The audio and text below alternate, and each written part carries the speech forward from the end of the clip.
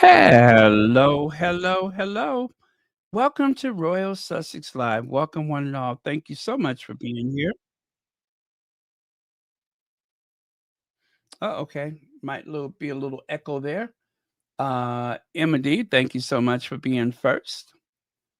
And that Edie girl, thank you so much. Rodney Jackson, Mary H, Compton Cali Gal. Anyway, wow, what a small, intimate crowd we have. But that's okay. I don't think we'll be here more than an hour. Let's make it do what it do.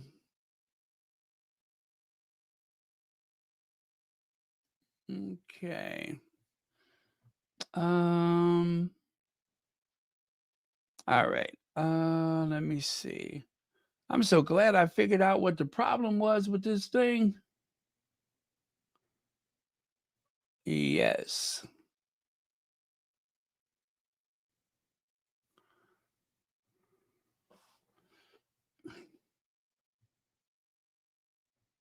All right. Let me grab the slides and then we're good to go. Yes, I don't think we'll be here more than an hour. We're just gonna breeze right through it. You know, with a tasteful pause here and there.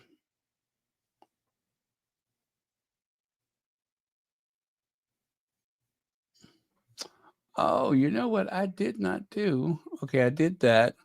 And yes, I turned on the monetization.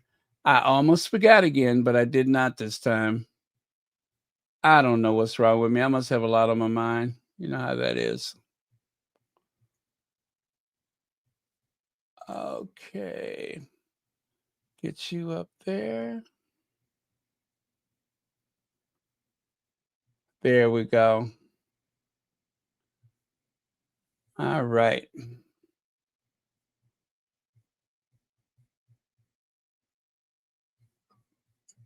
I have gotten so many notices saying something special is on its way to you. That is what they as always, everything that they send out, they say something special is on its way. How about something expensive is on its way? Or let me not be that way. Something of superior quality is on its way. That's better. Something of exceptional quality is on its way. Promise. Okay. Ingrid Sowers, welcome. Hey, Rodney Jackson, peace, joy. All right, there we go. So, there, of course, was the interview with Prince Harry and Hasan. Is it Minhaj? Oh gosh, I don't know how to say that. I only just tried to pronounce it for the first time. But yeah, with Prince Harry, with Harry and Hasan. There we go. With Harry and Hasan. Anyway, it was a great interview. I hope you all had a chance to see it. Um, yeah, it was wonderful.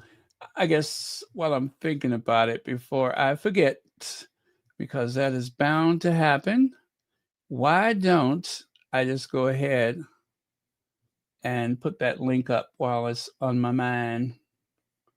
Yeah, I'll put that link for Hasan up there while I'm thinking about it because I don't trust myself.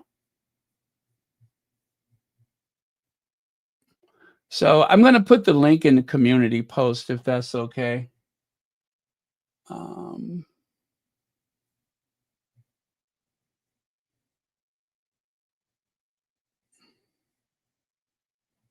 okay, so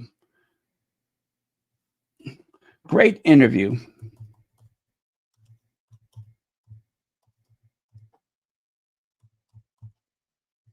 Okay, the link is in the community post. Great. Hey, Lydia Washington, legs. Sharon Skinner, glad you're here. So, yesterday we had two guests, two very special guest speakers. There was Legs, and also there was Hazel Jones. If you all missed it, we were on for I started and I talked for, I don't know, maybe about 20 minutes or whatever. And then Legs came in, and we were having a pretty intense conversation about the Royals. And then, of course, Hazel Jones made some comments that I thought were so incredible. I'm like, okay, Hazel, you got to get in here. So, what I'm trying to say is it was very organic the way it happened. I didn't even know that anyone else was going to call in, let alone that we would have both Legs and Hazel Jones. So, um, if you missed it, I tell you what, make sure you watch this one, which is, that's the thumbnail right there. Make sure you watch that one, which was from yesterday. I was on twice yesterday. You got to watch it because I tell you, we really, really, really made some incredible, insightful comments yesterday. And Hazel Jones even kind of put me straight about Queen Elizabeth because I was given that old bat a free pass. And she pointed out some things about Queen Elizabeth that I guess I was overlooking, even though it was right there. And I definitely had seen it several times. And I guess I was just in denial. So cheers to Hazel Jones for setting the record straight. And so I have decided to gravitate toward Hazel's explanation for some of Queen Elizabeth's shortcomings. And this idea of like brushing it off. Oh, it was old age. She was ill, but it was very much vintage Lilibeth Mountbatten-Windsor behavior. So I stand corrected. I definitely stand corrected. And it made a lot of sense. And I have seen the errors of my ways. And so it was definitely going to change the way I feel about Queen Elizabeth. It doesn't mean that I have any hostility for her because of it, but it's just her nature. It was just in her nature to act in certain ways. So again, it was a great conversation, and I do hope that you all will check it out because I feel like I'm sitting up there with two powerhouses, and um, I'm really uh, taking as much in or taking more in than what I had to say, and that's because it was just that good. So, um, I don't worry, you guys. I will try to remind you again to make sure you watch it. And I would recommend that if you got a long drive or if you have some cleaning to do or something like that, you're going to be out in the yard, make it a point to listen to it because it was just that good. Okay. All right. What is on my glasses? Let me see here. I don't know what it was, but I just okay, I got it off of there.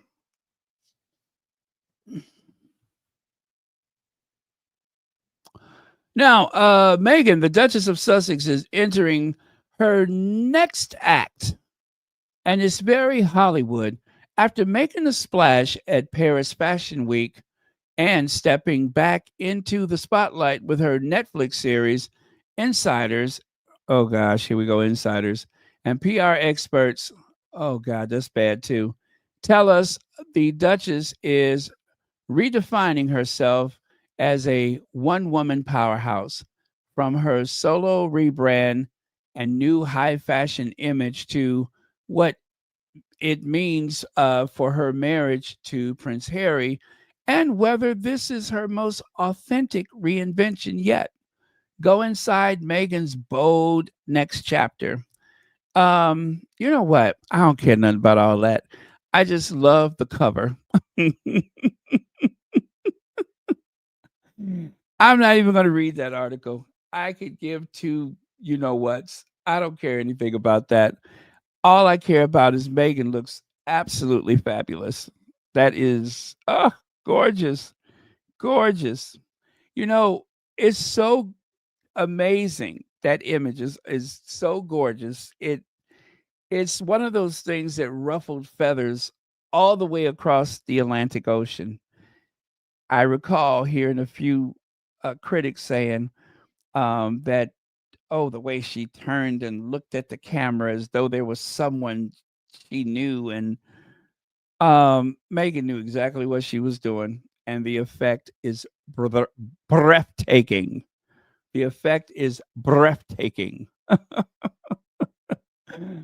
Oh, they just angry. They are triggered. They are furious because of how photogenic she is, and how people respond to not only Megan but to Harry, which we saw last night. And I keep going back to the red dress. The red dress from the hospital gala, and how vitriolic they were. And one of them even had the nerves to say, I was on Megan's side, but after she wore that red dress, and I'm just like, what does that red dress have to do with anything? Why that dress? That one particular dress infuriates so many people. And I'm not even sure it's proper to refer to them as people, but that red dress was like one of the most triggering things that she's ever worn. And was it because the absence of Kate Middleton, perhaps? I don't know.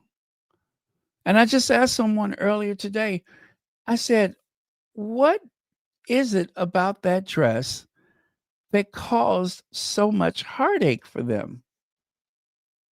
Like they could not sleep at night because Megan wore that dress."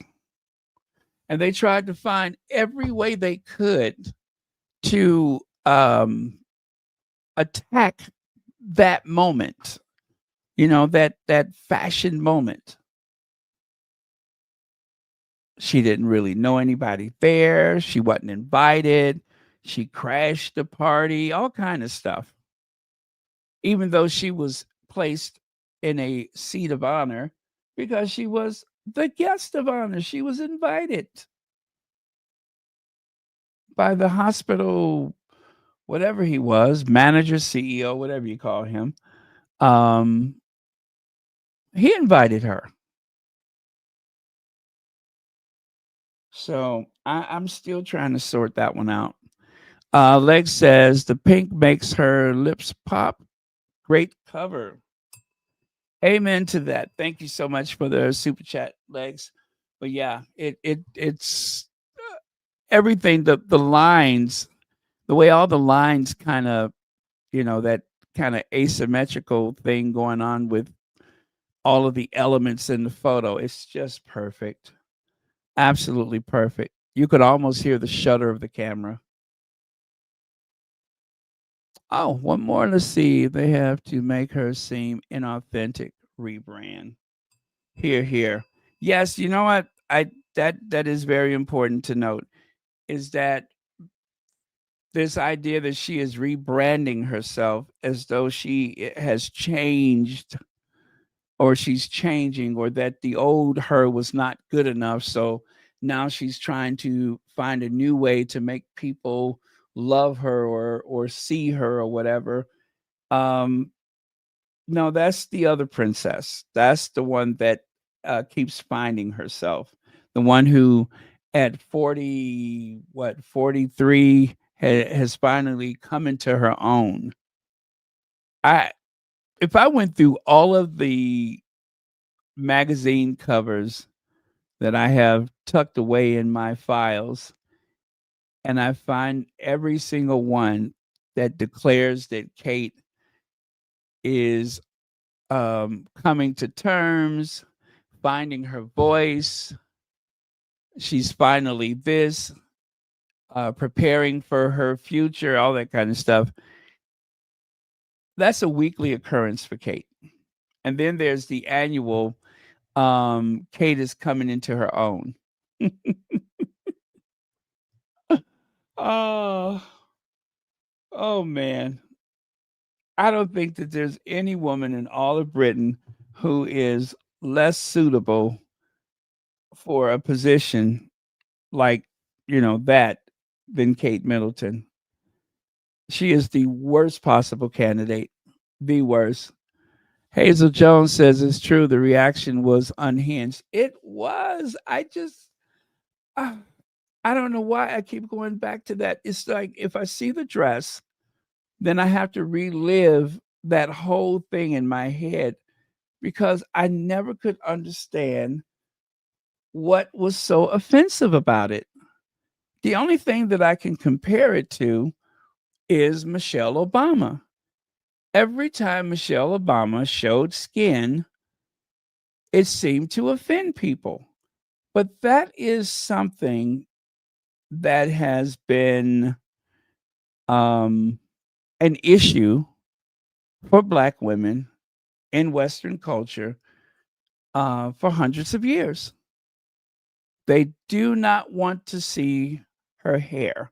They do not want to see any type of, cleavage, shoulders, anything. Okay, I get it. Back in the ancient times, it was nobody was supposed to show their ankles and all that. Fine. But didn't they have that thing in New Orleans where they did not want Black women to show their hair? So they had to wear a turban of some sort. And then because the Black women in New Orleans would adorn these headdresses with jewels and all type of elaborate folds and things like that. And then all of a sudden, guess what? Then the white women wanted to cover their hair, right? It was no longer something used to put Black women in their place. All of a sudden, everybody wants to do it, and it's the same with the bustle. It's very interesting how the bustle became a thing after that horrific exploitation of that woman. I forget what her name was, and oh god, I don't even want to think about that. But it is interesting how around that time when they discovered, Black women's anatomy, that all of a sudden the bustle became a thing. So it's very interesting how people are drawn to something that they seem to hate or they pretend to hate. Let's see. Lex says Megan's red dress elevated Kate's red dress. Wash chicken. Oh yeah, that pack of raw chicken. That pack of raw chicken. Yeah, when she wore that red, they were trying to make us have a moment. They were trying to make that a big moment for her. But I just don't know that too many people found themselves out shopping for that very weird combination of what was it? The big bow, the very wide hat, the mini skirt under a cape, as though that is the height of fashion. as though that is the height of fashion. Like, oh, good for you, Kate. You really knocked it out the park with that one. Let me see here. Let me find it since we're on the topic. I don't mind showing it. But yeah, that was supposed to be like a big impact. And what happened is she ended up getting punished because from that point on, I don't think Kate was allowed to wear a tiara for about what, 2.5, 3 years, 2 years. I don't think she was allowed to wear a tiara after that.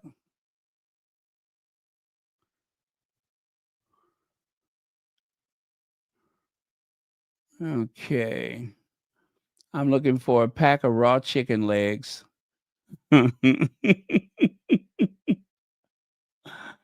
Oh man.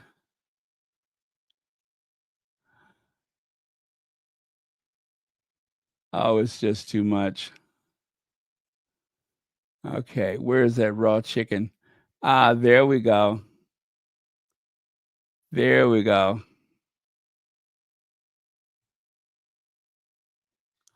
Yeah. So you got a mini skirt with a cape or cloak, if you will, with that gigantic bow because, well, you just got to have a giant bow. And then you have I think the most tasteful thing is probably the hat, but everything else is a disaster. That there's too much going on there. And then, of course, they praised her for stepping out of the state Bentley, um, flashing her legs like that. And we all know, as with so many other things, had that been someone else, it would have been an entire week of debate about how other people exited the vehicle. But when it's Kate doing it with all the bias that's connected to anything she does, then of course it was just the most elegant thing they've ever seen. And this is what Kate wore to greet the president of South Korea. She greeted the president of South Korea, a place where, women are rather demure, especially women in government. And this is how Kate greets the president of South Korea, whose wife was wearing a very long gray coat, you know, very formal, very demure, very tasteful. And that's the same thing with the hair color. Women in a position like Kate Middleton, you do not take um oh you that is something that you just don't do. That's really in bad taste to color your hair like that. If you're some kind of pop star or something, fine. But that was a very dramatic change, especially for a queen consort.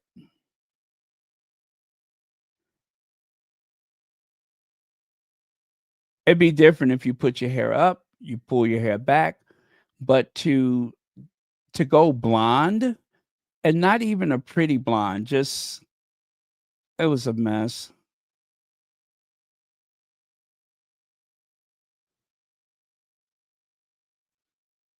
Okay.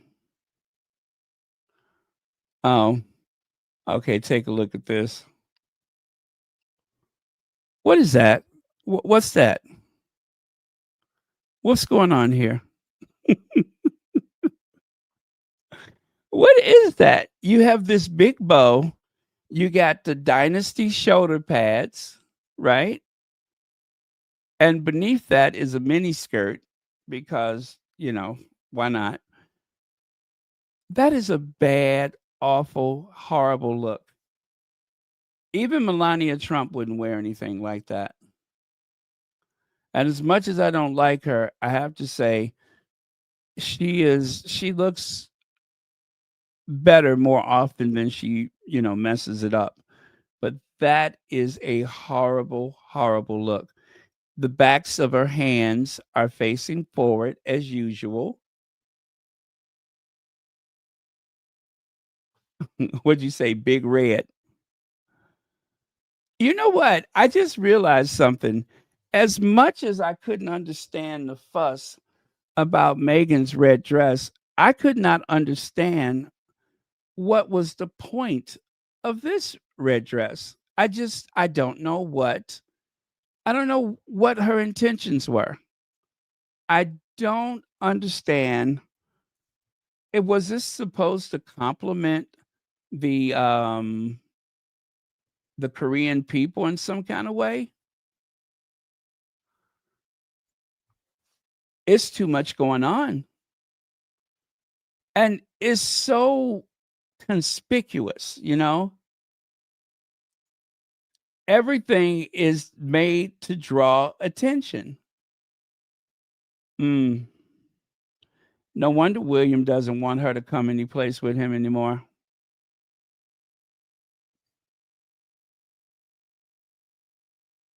Jeez,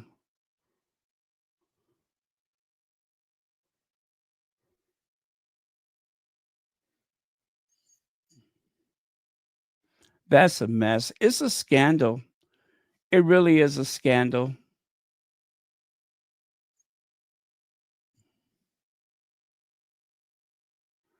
Oh, wait, you gotta see this. You gotta see this. Kate Middleton's 162,000 pound wardrobe. Princess cuts the value of her clothing in 2023 by 15,000 pounds, despite her 32,000 pound coronation headpiece.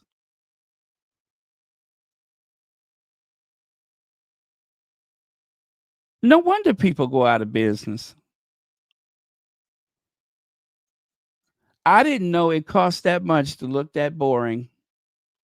Miss Z said the first time Megan wore it with the bun and full skirt, it was fine. But when she bust out with the wavy hair and the stripped down look, yeah, yeah, I remember when she wore it for the.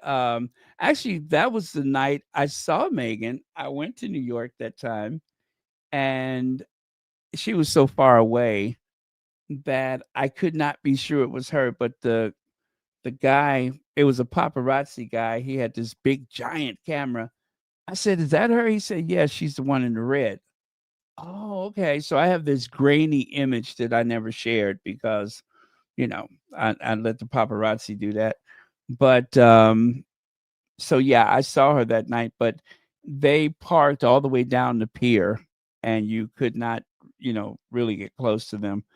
Um but yeah, that was fine that night.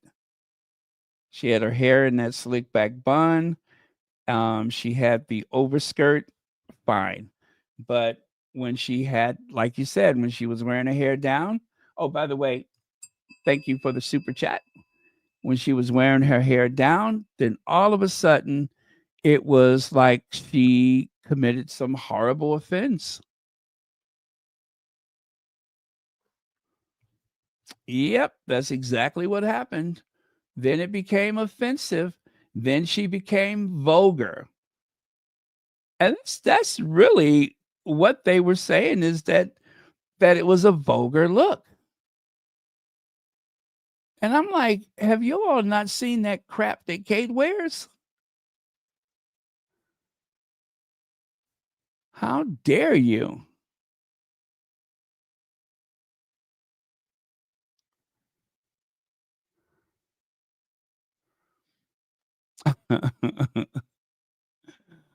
Oh boy.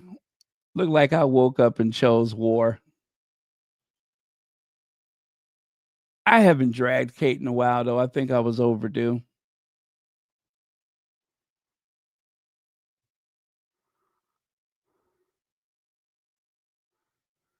Okay, let me leave Kate to Kate and get on to something else.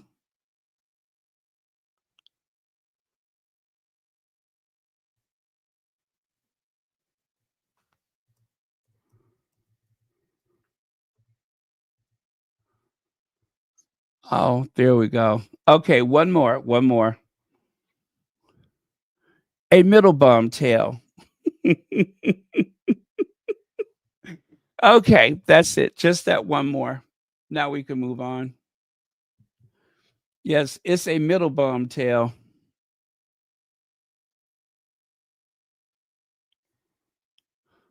Let me see. Wait, the second picture cost that much. Uh,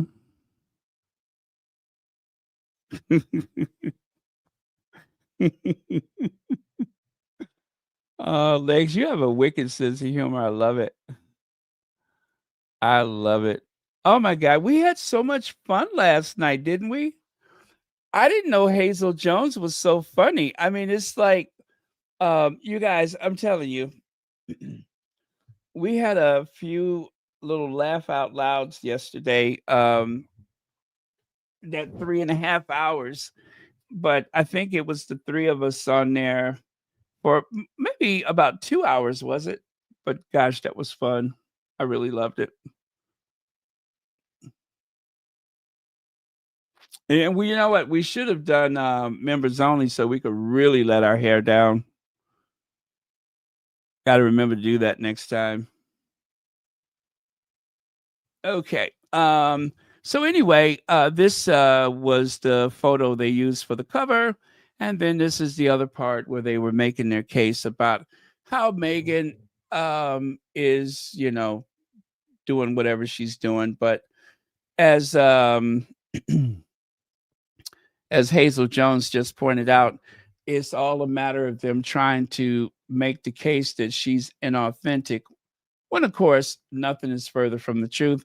Meghan is not reinventing herself. Meghan is taking a natural progression of someone who has, changed careers. She was on television for 7 years. Then, when she was married to Harry, her position, her job, princess of the realm, right? And now she's made the transition over to philanthropy again, humanitarian work again, which she never stopped. That's been something ongoing since she was 12 years old. And now she's it's a continuation of who she's always been.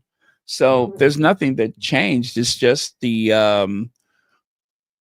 idea that they want to make her appear as though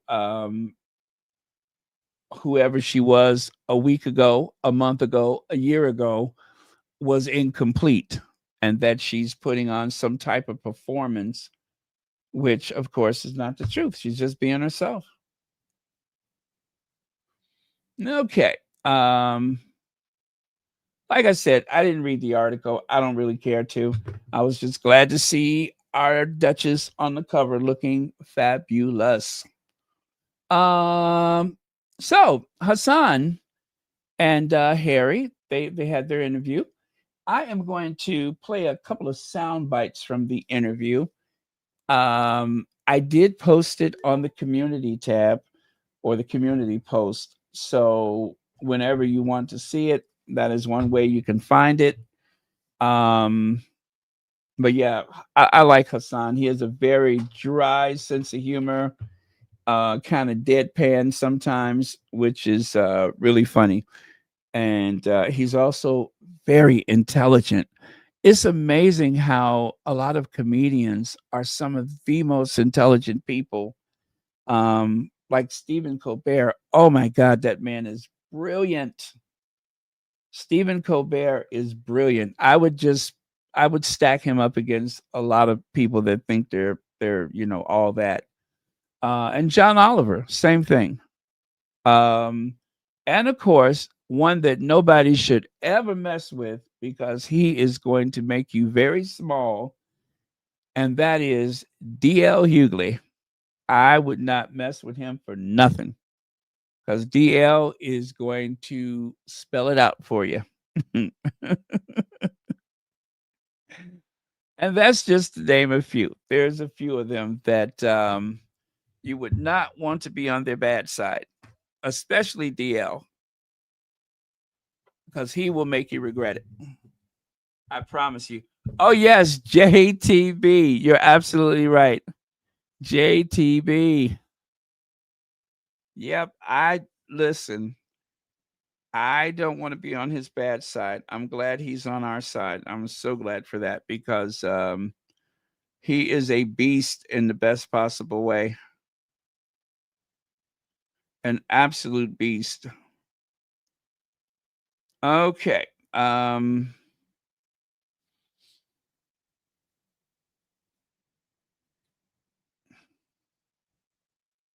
anybody know if they're almost done with the Sagrada Familia? Are they almost done with that? Because I do have the intentions of seeing it completed. Whenever they're done with it, I want to see it. I just saw a thumbnail for that. The Sagrada, I love that place. It's so beautiful. To work in construction. The way the lights are on the inside of that place. This one's pretty. This one's okay. Now, fortunately, Hasan, they have everything categorized, so it's so easy to make your way through the. All right, let me see here. I am looking for how American has Harry become. That's what I'm looking for. How American has Harry become? So I just okay. Let me get this set up and we will discuss it on the other side. Okay? We will discuss it on the other side.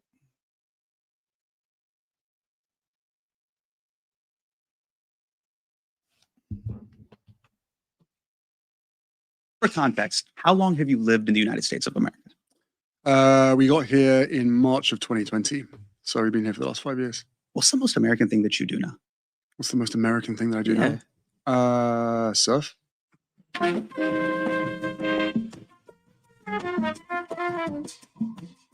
that American or is that California? I mean, people could also say that's Australian as well. I mean, drink Coors Light. No, I don't drink Coors Light. Do you wear shorts inside of restaurants? No, but I don't really have legs for shorts. Okay. So that's oh, got it. You mean from this region down? It's not ideal. I got chicken legs. I don't really, no one should see my legs in a restaurant. Understood. Can you do an American accent? Which part of America? Anywhere. I'll give you a sentence. Here, I'll give you a sentence. Are you going to ask me? You got a sentence there. Yeah. Okay. Well, it depends on what it says. All right, here we go. Try. This is the most American sentence I could think of. I ordered breadsticks with ranch dressing at Applebee's.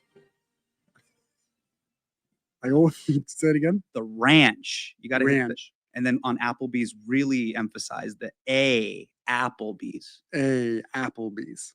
I love Applebee's. I love Applebee's. Now I'm just sitting here sweating. I ordered breadsticks with ranch dressing. I ordered breadsticks with ranch dressing at Applebee's.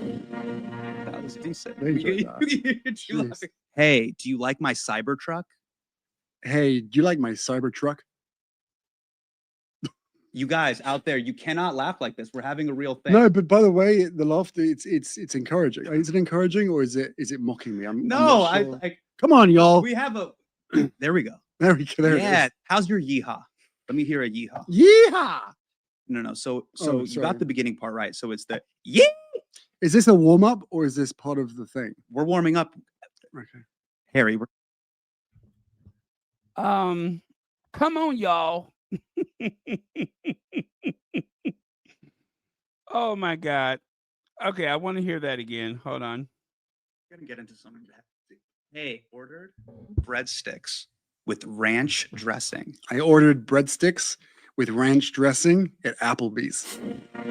That was decent. That. Hey, do you like my Cybertruck? Hey, do you like my Cybertruck?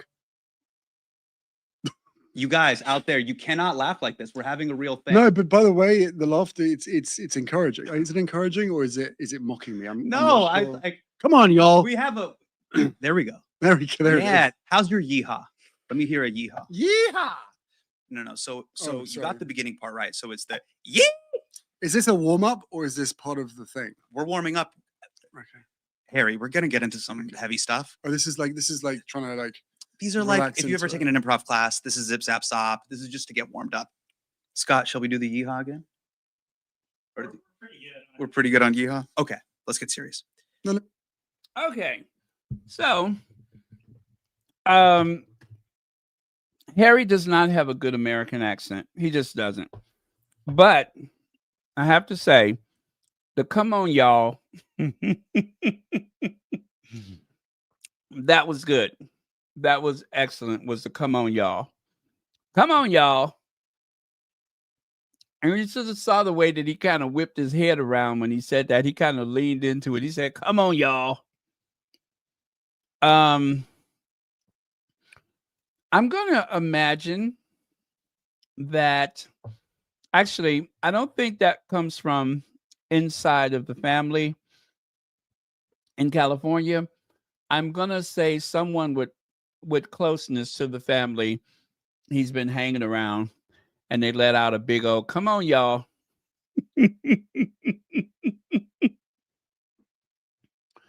But yes, I agree. The come on, y'all is the most American that he can get. That was it. He had to lean into it. Also, well, before I get to that, let's leave it here for a second. He talked about, well, actually, Hasan brought up his days of shopping at, is it TK Maxx? Yeah, TK Maxx. And it was kind of like, it was done with humor. But he said that part of his book, he really, his heart went out to him for that part of it because of, well, you know how Harry was saying that he, well, let me see. Maybe I can play it. Let me try that. We don't have to get serious, but it's a serious subject. It is a serious subject. But I fully appreciate that this podcast of yours sort of dives in and out of the seriousness. You are a humorous man. I'm a humorous person. Yeah.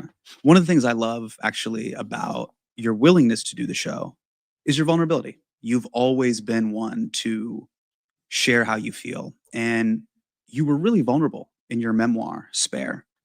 And I know there was a lot of pain in those pages. There was a moment in the book that really shook me to my core. And it was this quote. Each year I received from Pa an official clothing allowance, but that was strictly for formal wear, suits and ties, ceremonial outfits.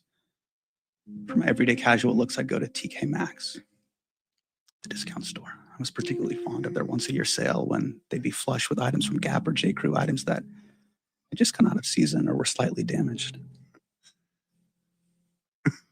Bro, I'm sorry I had to go through that. I know. You know what? It was hard. It was really hard. TK Maxx it's now a special place. Forms a special place in my memory. And as I was reading that, I was just like, TK Maxx. But it could have been worse. It could have been Ross, Dress for Less. Do you guys have TK Maxx here? It's TJ Maxx. TJ Maxx. Slightly different, but I'm just glad to see that you're on the other side of the discount rack. Thank you. Appreciate that. Mm-hmm. I like that. That was funny. Okay, so we're going to. Oh, let me take a look at your comments first. Yeah, it was kind of sad, wasn't it? It was shocking as well. He got the bottom of the barrel. Yeah. I know, absolutely.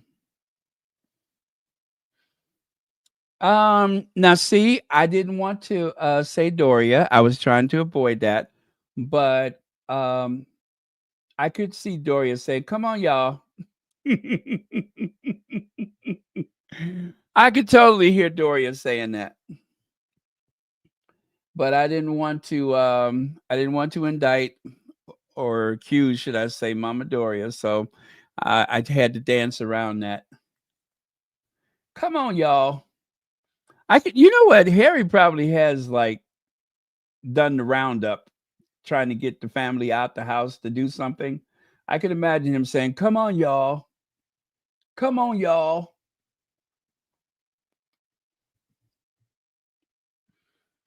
Anyway, great interview. I do recommend you watch it. And when you do, you got to watch Harry lean into that one. Hasan had no idea that he was going to say that. And when he said it, Hasan was like, "That's it. That's it right there." Yeehaw!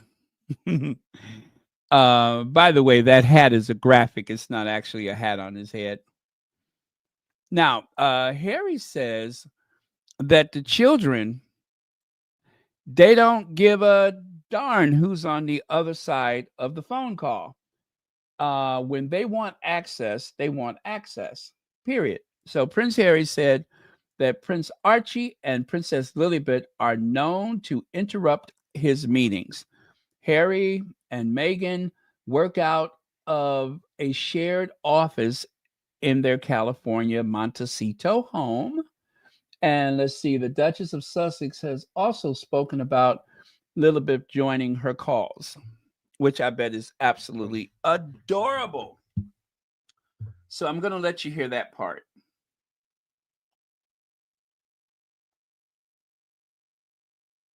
Okay, so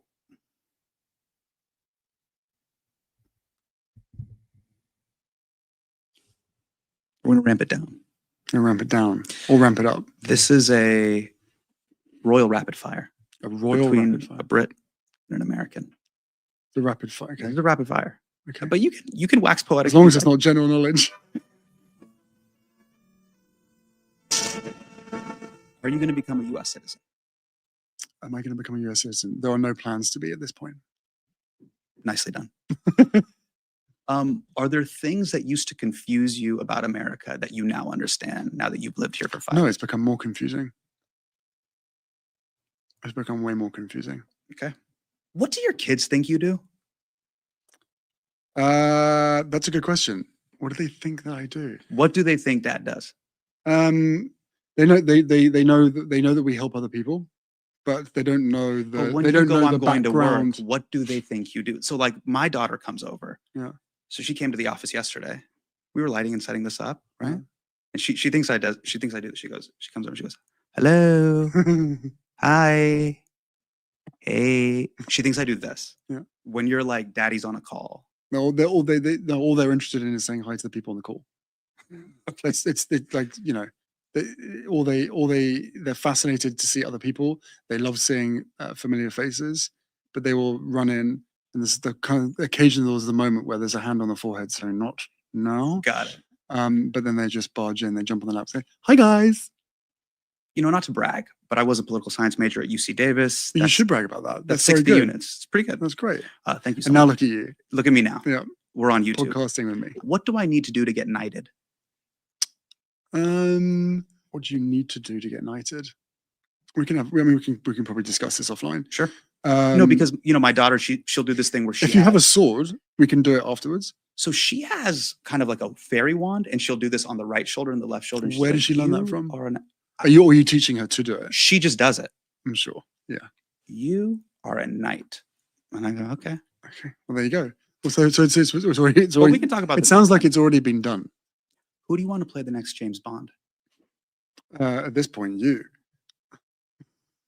I think that could be quite fun. Okay. So that was it about the kids. Again, the link is in the community post, and you can hear the entirety, or actually watch it. But yeah, they had but between all of this, they had a very serious discussion about AI, the parents network, and of course, about the social media giants that pretend to care about what children are being exposed to, whilst at the same time encouraging us to keep swiping, to keep clicking, etc. So Hasan has brought a lot of levity from the start and at the ending, but in the middle, it was a pretty serious conversation. I was very impressed with the breadth and width of Harry's knowledge about all things, to do with social media and how it affects young people. And it's definitely worth listening to. As always, I have to say, Harry makes me very proud, and every time I see him, I'm more impressed than I am the last time I saw him. So, he's like a kid to me. What could I say? And I feel like I watched him grow up, and I'm very proud of him. Okay. That being said, let's go on. I didn't know that was up there. Let's go on to the next thing. And let's see, where is it? The date night. So check it out. One thing Prince Harry and Meghan Sussex are going to do is rep their home team. I'm going to say, I know that, right? Yeah, I know that's right. Okay. There's the Los Angeles Rams, right? The LA Lakers. And of course, you have the soccer, whatever team that was. And that's the one on the bottom left with Harry. Remember, he went to that soccer game. And then there's the World Series with the Los Angeles Dodgers. So that's just a nice reminder of these very prominent events that they attended to root for their home team. So thank you to Saeed for putting that together for us. And then Meghan posted this on the left side about last night, Dodger game.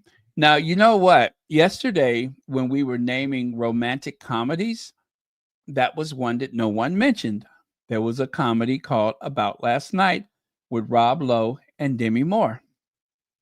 They played the typical yuppie, which is a term from the 1980s, a yuppie, the young urban professional, the yuppies.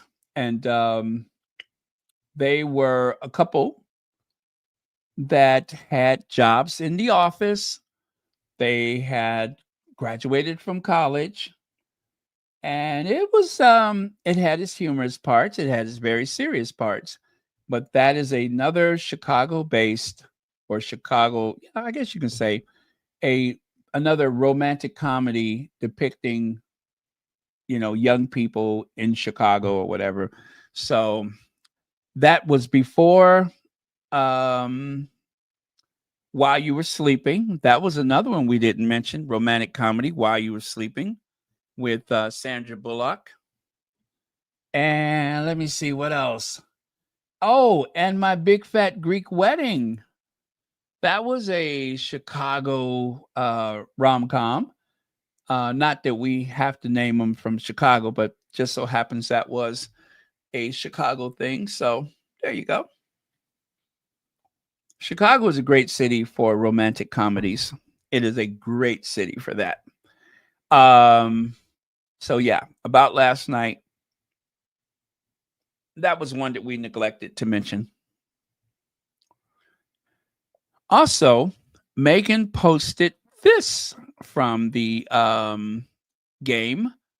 She had that photo, and then she also had a video, which I'm going to share with you.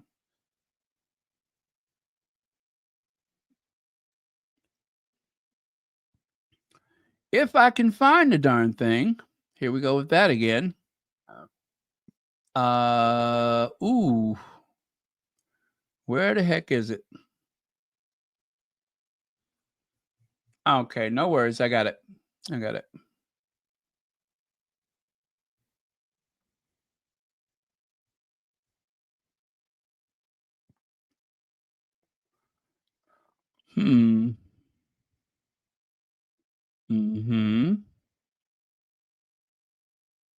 Okay, maybe I don't got it. Hold on a second.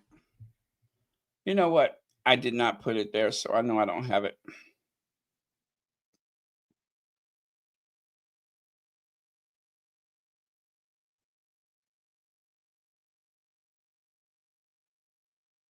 Okay, now I got it.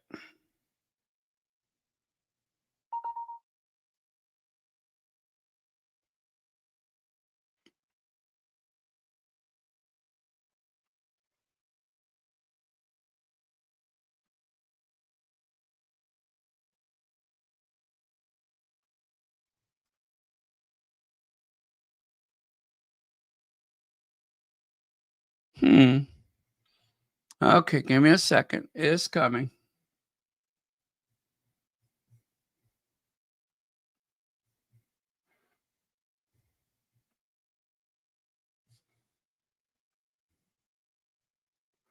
Here we go. What's looking at?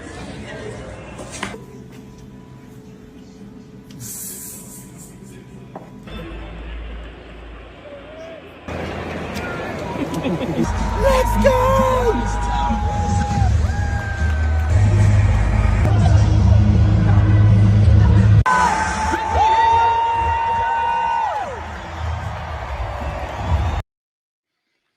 Isn't that fun? I love it. What's looking at?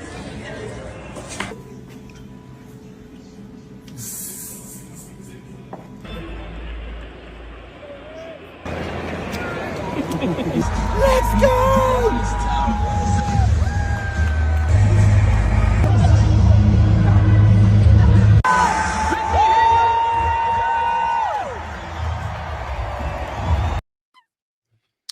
Don't you love it? Date night.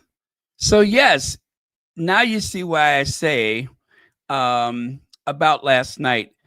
It was a date night. And in the movie About Last Night, see, I'm making the connection. If you've ever seen that movie, one of the best scenes of the movie was when they had this collage of images. And one of them, of course, was Rob Lowe and Demi Moore. They called off from work and they went to go and see a Cubs game. Now, in the movie, actually, they've done this in a few films. They love to show people standing on the rooftop of one of the apartment buildings across the street from the baseball stadium. Well, there was a time that you could do that. You could You can sneak up the back stairs of an apartment building and go and stand on the roof and watch a baseball game. But now they have built bleachers on top of those houses across the street. And now the bleachers are owned by the Chicago Cubs. They're owned by the team, except for maybe one house, which is the lone holdout. But yeah, so I think Harry and Meghan both must have been thinking rom-com the whole time. And these pictures are all over the place, you guys. Everybody is just loving these photos. It's like the best thing that could have happened to the tabloid media for sure, because then they get to monetize it. So, but there you go. What? What? Oh, I'm sorry to hear that. But you know what, guys? Let me tell you, the refresh rate for your phone, um, if your phone only refreshes, like, say, on the hour, like my phone only refreshes, well, I don't know how I got it set up, but my phone, when I plug it in, then all of a sudden I get a mountain of emails. I get a bunch of emails that I didn't even know was there. But that only happens when I plug the phone in. Now, it did not used to do that, but now it does. So if you don't get your notification, it's usually something to do with your settings. And some people, the refresh rate for their phone, it saves power. It is a chance to save power. And then also, one last thing, because I don't want to go on and on about this, but if your battery is low, then your phone may go into like a sleep mode. It's still on. It will still answer, like, certain important things, but otherwise your phone is in a sleep mode or partially sleep. And that is why sometimes it takes a long time to get your notifications, not just for Royal Sussex, but for a lot of other things. So, but your phone is trying to help you, because if it constantly sends out a signal and receives a signal, then it's using more power. Because remember, your phone is a transistor, a transmitter. It receives and transmits data constantly. And when it's doing that, it's using a lot of power. So your phone goes into a partial sleep mode to save power. So if you ever wondered why that happens, it could be because your battery is low. Right. And you have to make sure you update your apps too. That's also very important. Thank you, Bunny Rose. But yeah, but just remember that your phone is a radio, and radios transmit and receive. Well, some radios only receive, like your car radio. It does not really, at least they didn't used to transmit, but that's the principle, is that it transmits and receives. Receiving doesn't take much power. Transmitting eats up a lot of power. Well, since we're on the subject, I want to say one more thing about your phone. If you are exercising and you're listening to music, make sure, like if you're watching YouTube, you can, I guess, turn the screen out. You know what I mean? Push the side button and make the screen go black. If your screen is illuminated, you are using a lot of power. So unless your phone is plugged in, try to listen to whatever without the screen illuminated. I hope I'm explaining that clearly. Because if your screen is illuminated, you are burning through power. And if you're away from home, that can be problematic. So just a little reminder that it's okay to listen, but if you got this screen lit up, then you're burning power.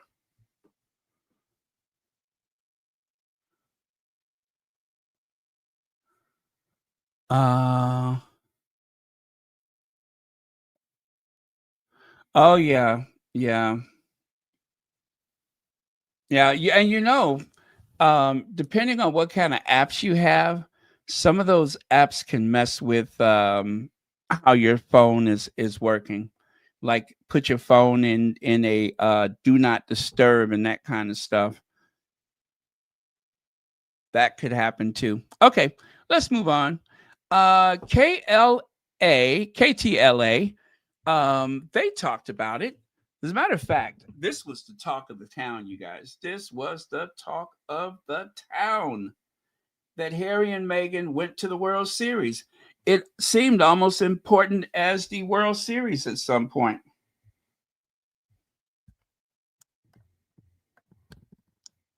Okay. Okay, that was almost a disaster. Let me see if I can fix that.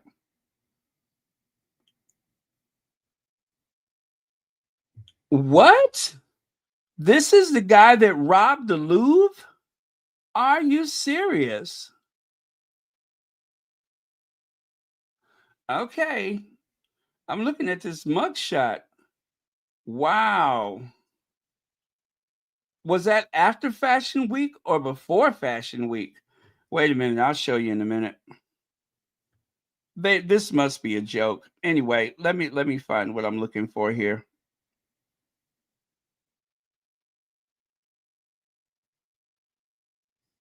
Prince Harry was at the Dodger game last night. Well, a friend of KTLA bumped into him at the stadium.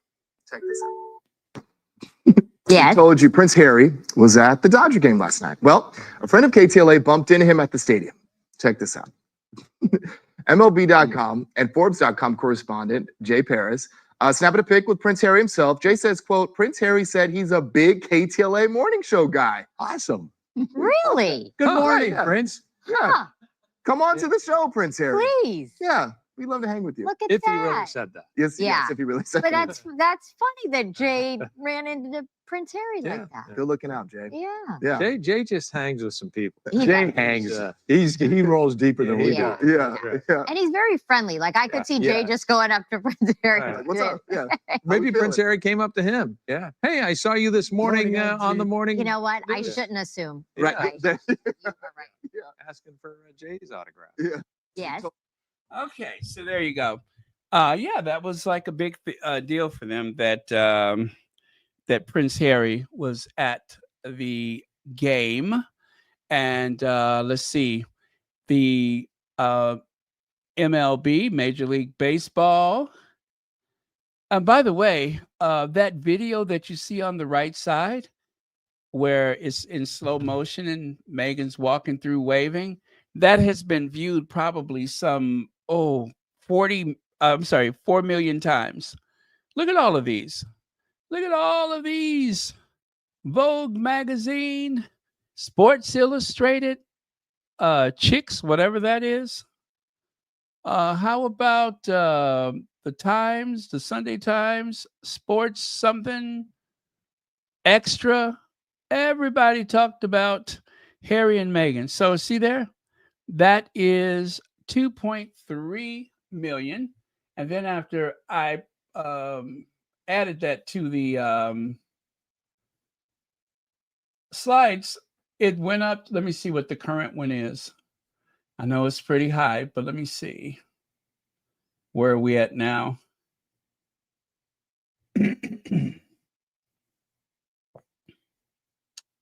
How many views?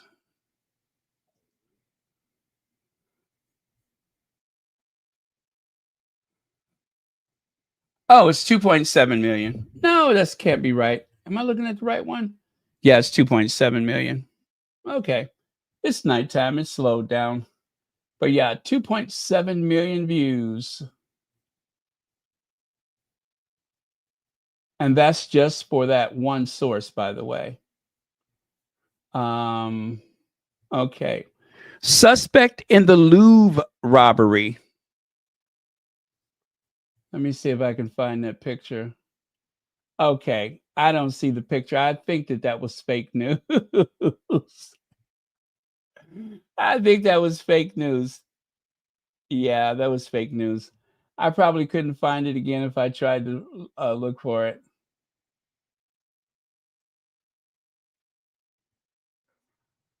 The guy that they accused, well, anyway, so you can't believe everything you see on the internet. This guy looked like he was some kind of Chippendale dancer. I'm like, that's the burglar? Get out of here. Yeah, and see, I cannot find it.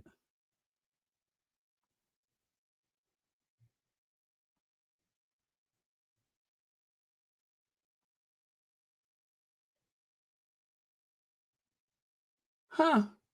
Nope, not it.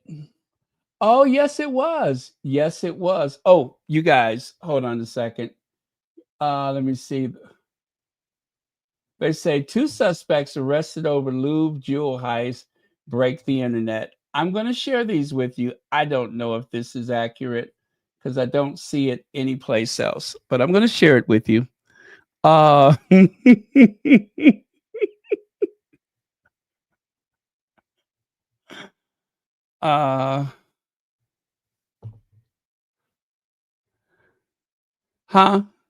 What? Say again? Huh? What? Say again? That cannot be accurate. That cannot be accurate. I do not believe it. I think that this is a hoax.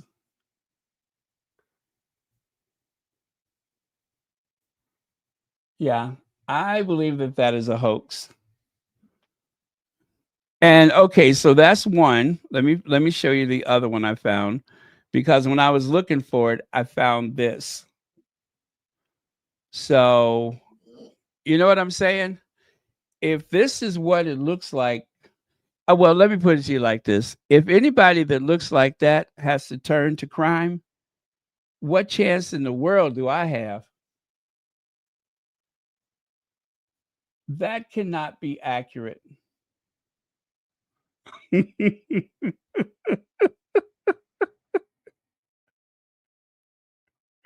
No need to ask, he's a smooth operator. Smooth operator. Coast to coast, LA to Chicago.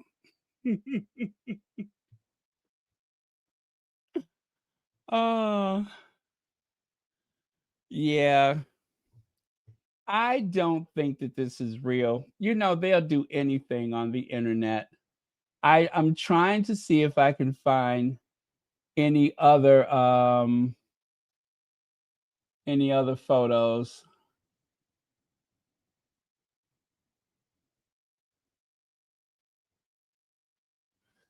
Let me see here. Suspects of the museum heist Louvre.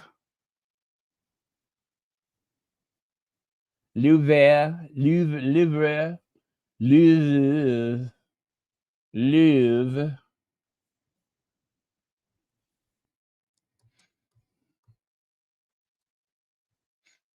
If this was true, do you know how many women and the occasional man would be walking around the museum wearing all of their jewels and probably nothing under their raincoat?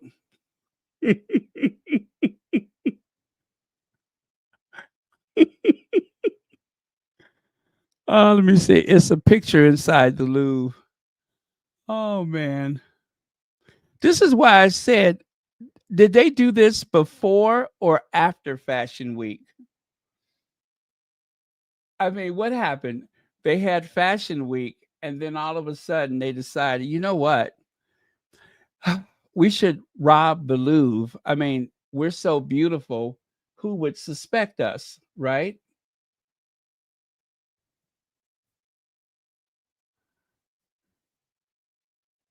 Yeah. I don't I I don't believe this. I promise you. I do not think this is accurate. Let me do a um another search.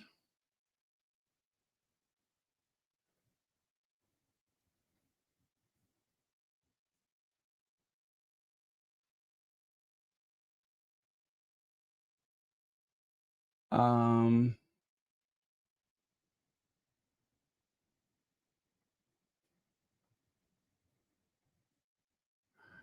Oh my God. There is an Instagram account, and at the bottom of every mugshot, they say, I can fix him. I kid you not. At the bottom of every mugshot, it says, I can fix him. I bet you can.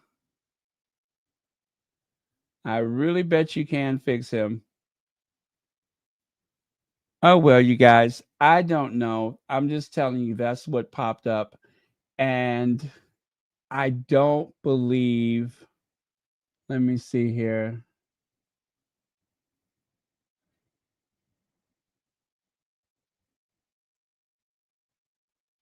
No, I don't think it's it. I don't think it's it.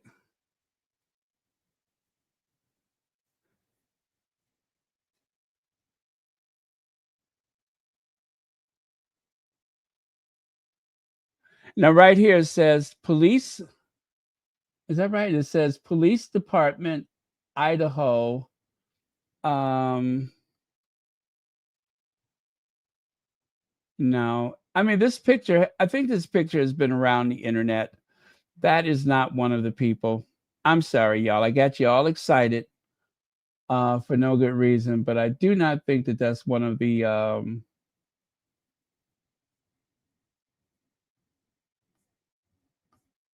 I don't think that's one of the perpetrators. So I know some of y'all might have been trying to figure out how fast can I buy a ticket and get over to Paris. But don't bother. I don't think that's real.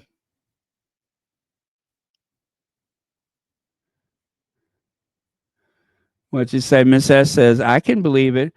It's because that they look like that they would get away with being crooks. Yeah, I mean, you know,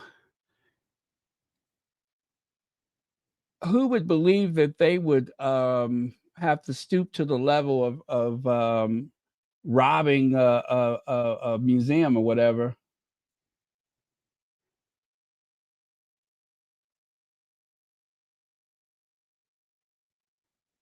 Oh well. It looked like Jose Andreas is in Gaza right now. Yeah, it says right here, Chef Jose Andreas met with World Central Kitchen team in Gaza at one of our high-capacity field kitchens, a bakery and 2 facilities in Deir al-Balah area support our work to scale up to 1 million meals a day for Gaza. Oh my God, I love Jose Andreas. I got to show you guys this. Let me show it to you.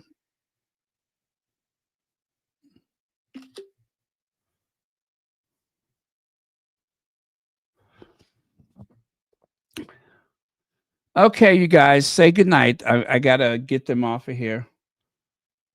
Are we done? Y'all good now? Now see, Church Nelly would probably be getting some singles out of her purse right now.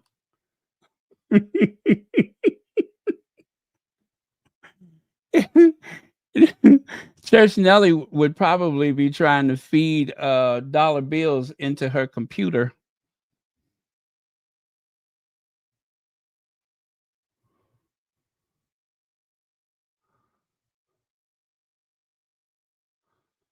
Okay, there you go. There's Chef Jose Andreas. How brave he is. He's in Gaza right now. I love that.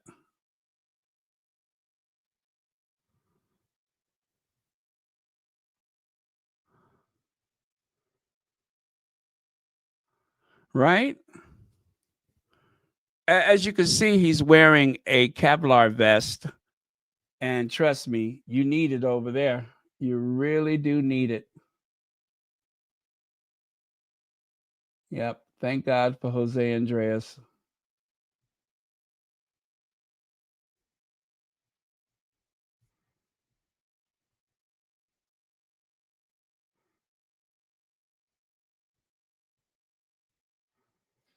Okay. I was let me see. I'm gonna try one more time. Suspects in Louvre jewelry heist arrested. Mugshot.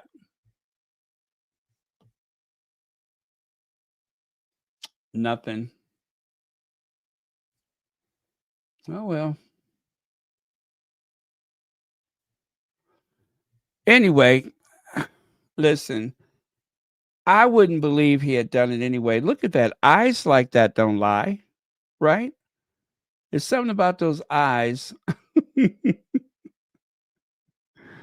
And the other kid right there, I think the police roughed him up for no good reason. You see there? Anybody with lips like that would not dare rob a art museum. I don't believe it. I don't believe it. Back to Fashion Week, both of you. Okay, where did I leave off? Nope. Yes. Okay. Yes, universal service.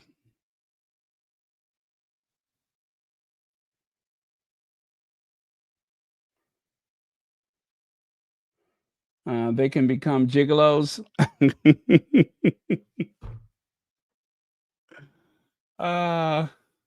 Yeah, see, you have to be really careful because they like to make up stuff on the internet. And just when you're about to try to get your EBT card out so you can go and make a meal for your new interests, you find out that it's just not true. Yep.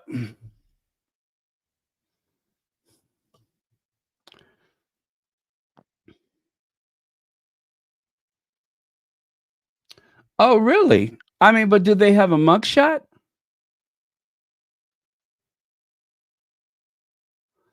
Well, I tell you what, if they need commissary, um, uh, most of uh, most of the people on Social Security get their checks on what, the 3rd? Yeah, they should have saved this until the 3rd of the month, because that's when people get their Social Security check. Get some of that pensioner loot.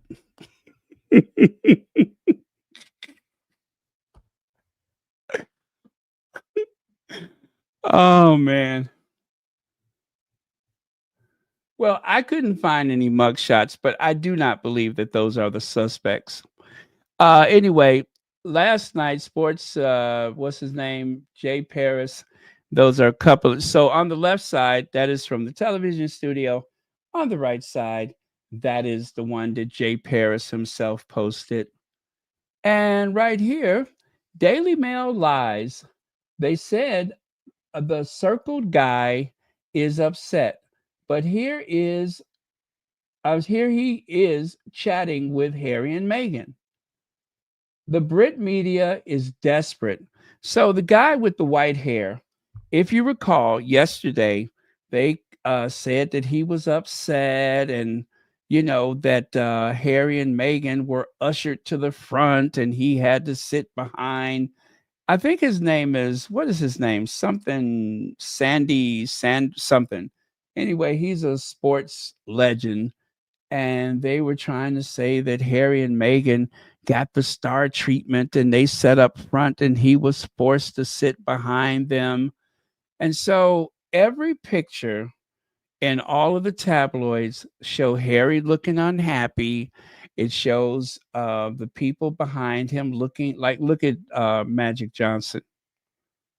All a big lie. There is a video, but I don't want to play it because it's got some music. But I took the music out of it, so it's on my community on my shorts. I believe that was the last thing I posted to the shorts. But there was Harry.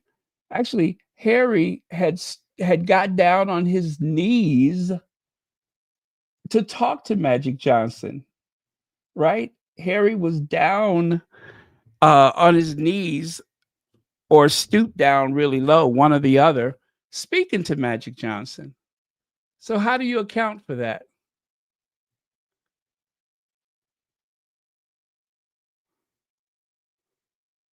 Okay, yeah, he's not on his knees. He stooped down really low.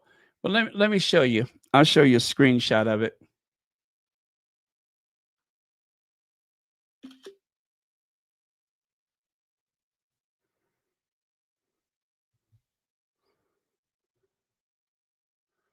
Let me show you a screenshot.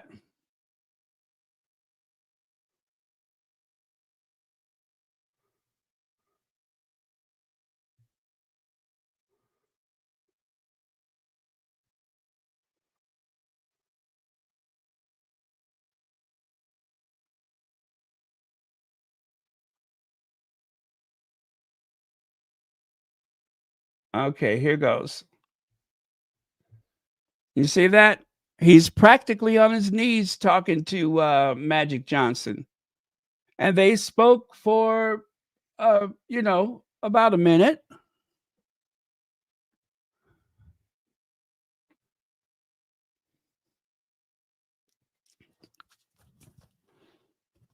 So what's the deal? It is negativity and hatred, lies, just for the sake of clickbait, for engagement. It was all a big lie. And it did not take, literally, it took them minutes to form a lie. And so in articles that say that Harry and Meghan disrespected the people behind them, there's no images of the people behind them smiling or any engagement whatsoever. But then if you look at any other publication, like a real magazine or newspaper, That's exactly what you see. Are the people smiling, laughing, and talking to each other?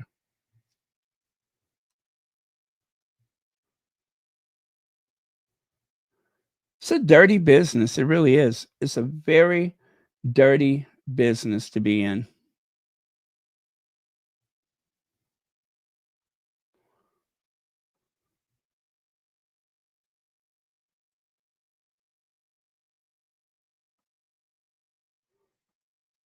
So, um, and I forgot who this guy is. I don't know who he is, but anyway, he took a random photo with the Sussexes.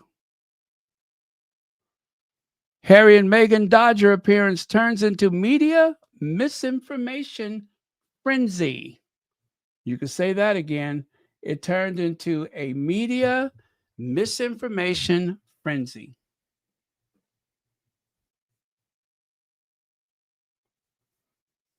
So, according to Feminagra, when Meghan, Sussex, and Prince Harry attended Game 4 of the World Series at Dodger Stadium, they were there simply to cheer for Los Angeles.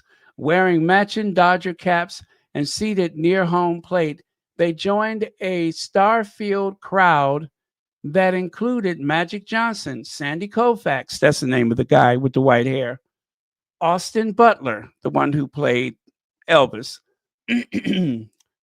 Cameras captured them smiling, clapping, and chatting with the Dodgers as the Dodgers faced the Toronto Blue Jays.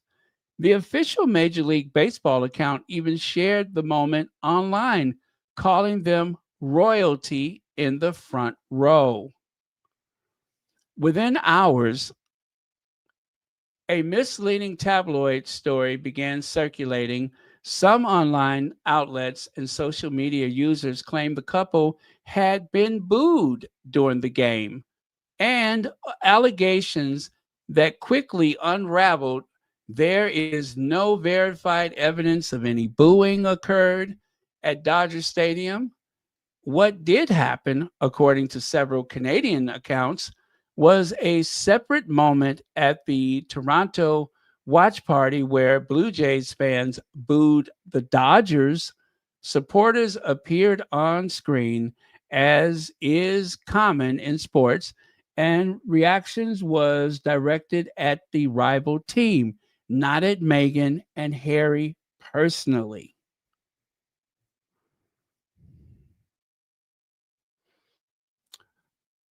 Major League, let's see. Oh, yeah.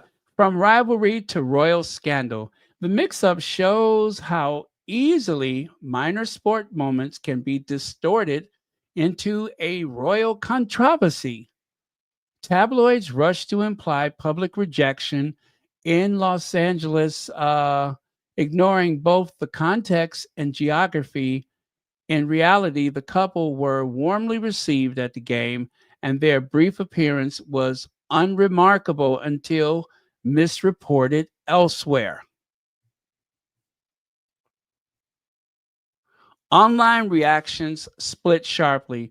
Some royalist accounts accused the couple of being disloyal for supporting the Dodgers instead of the Blue Jays, while others mocked the outrage itself.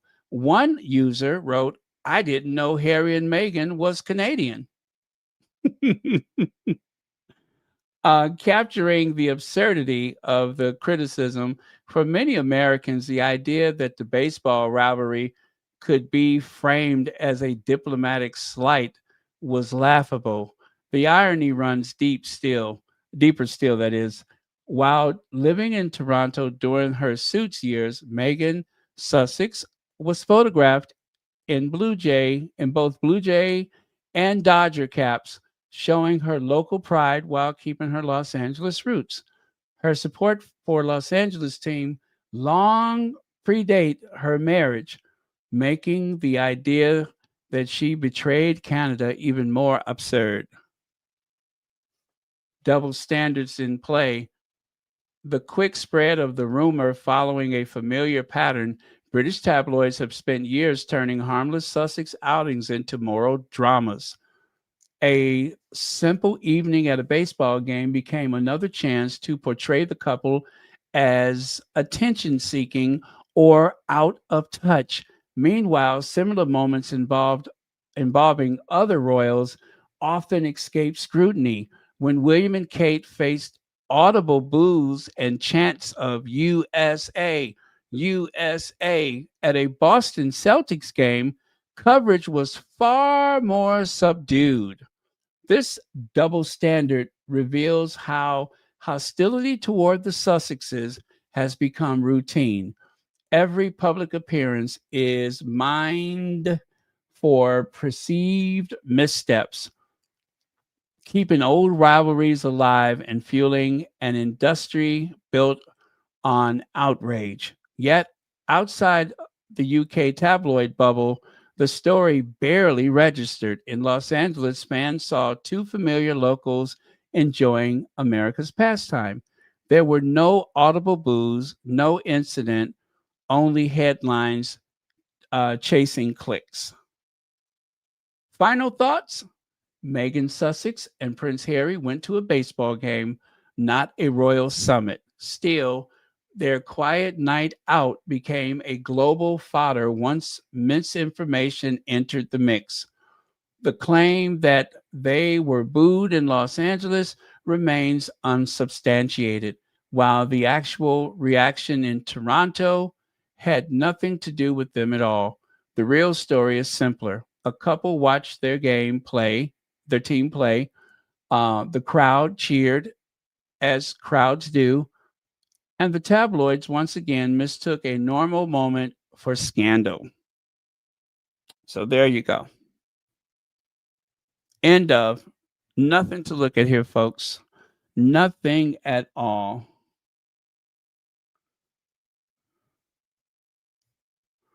It was all a big fat lie.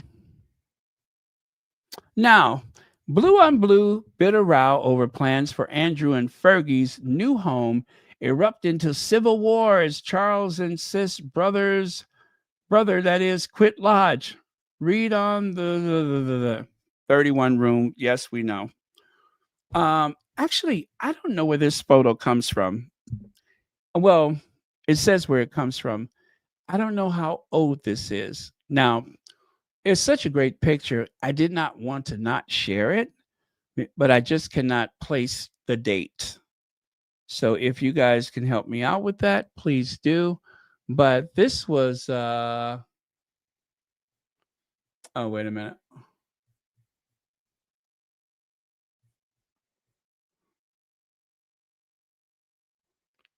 Okay, there we go. Yeah, this was let me see. I cannot see for that stupid watermark. Whose idea was that to put that stupid watermark up there? How silly. How pretentious. Okay, it says Prince Harry pictured alongside Jude Otto at last month's Invictus Horizon event in London. Okay, so that's it. Proud. I get it now. I don't know why that didn't register the first time. Proud to support Prince Harry as we celebrate 11 years of the Invictus Games Foundation. Jude Otto, author and CEO, JA Group. So I guess they did not share the photo or somehow we missed it.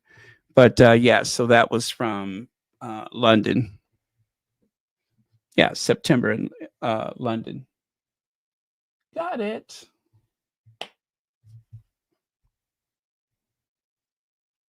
Yeah, it's a great picture. Don't let William see it, because William is going to march right down to the offices of the NAACP, Operation Push, the Nigerian consulate. He's going to go every place where he thinks he can find some black folks.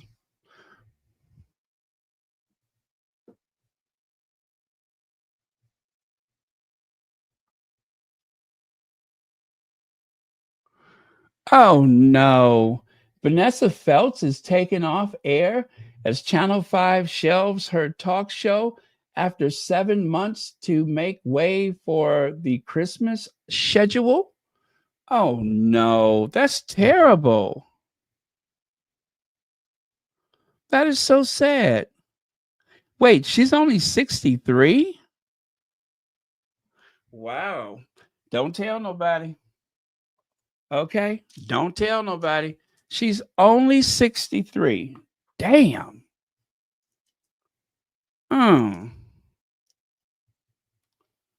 Well, you know what? She looked like the ghost of Christmas past, so I don't think anybody's going to notice. Real childhood, PR childhood. Which do you prefer? A real childhood or the PR childhood?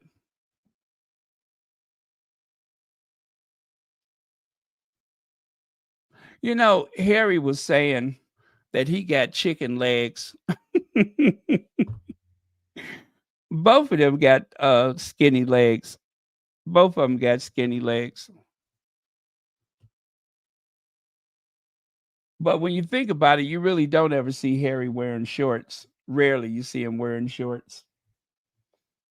Harry said, nobody in a restaurant should ever have to look at my legs.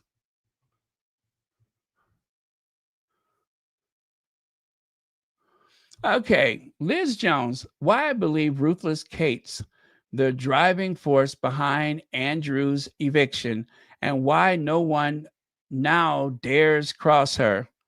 Are we really trying to make Kate look all hard and tough? Is that what we're doing?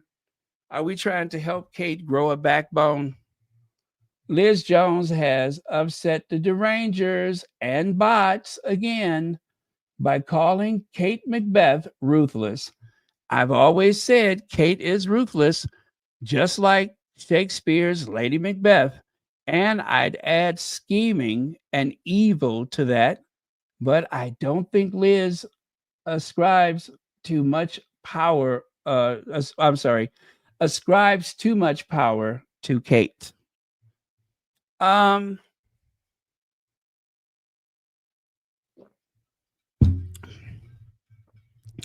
Aside from them wanting Royal Lodge, I cannot think of a logical reason.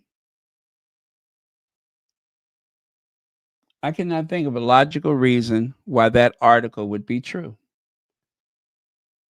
Because they imply that Kate did not want to have any run-ins with Andrew, any uncomfortable. I don't think she cares one way or the other, considering that she's always willing to talk to him. Right?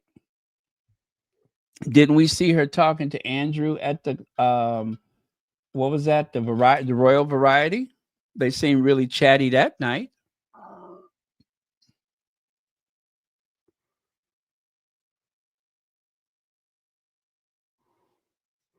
See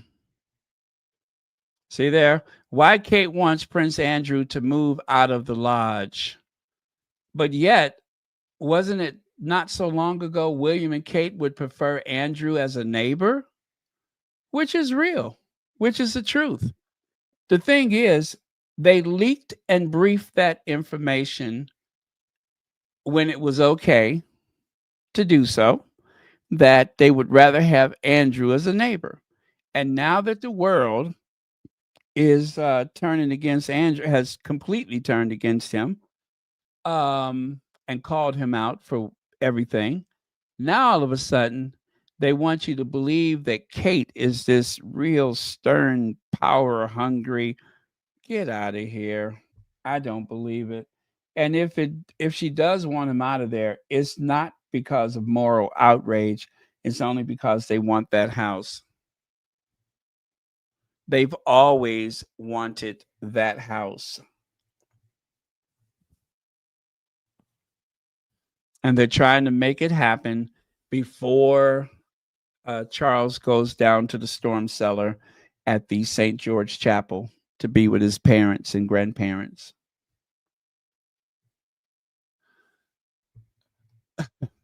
Lady C, I'm a celeb. Lady Colin Campbell is rushed to the hospital after a nasty fall that broke her pelvis. Now, you know what?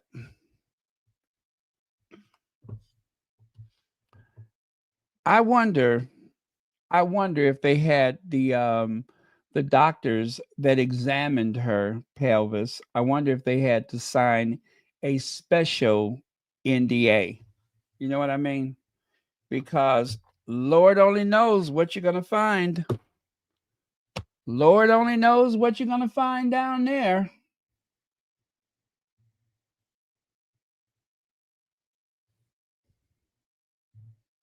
A broken pelvis. Now, if she was living in Las Vegas,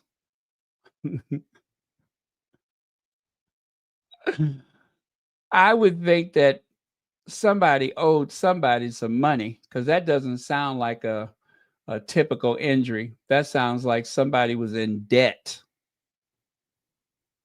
Lady C, broken pelvis. Ugh. Ugh. That's too gruesome to think about.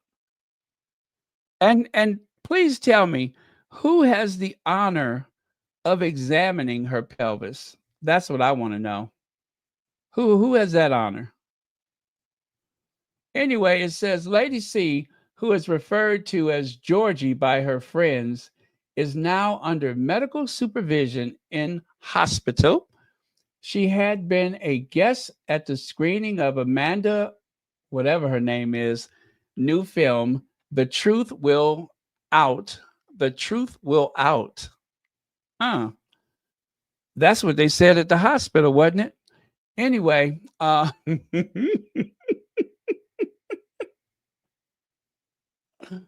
Georgie, come on out of there. Anyway, she had been a guest at the screening of Amanda Eilish new film, The Truth Will Out, when the incident happened. A source said Georgie was going to her seat in the screening room at the Soho Hotel when she fell. It was so badly lit, they say, there was a step with a 15-inch drop. And she didn't see it. So basically, she stepped out onto nothing. Oh, come on. Y'all could do better than that. Y'all can do better than that. It's probably them cheap eyelashes she wear.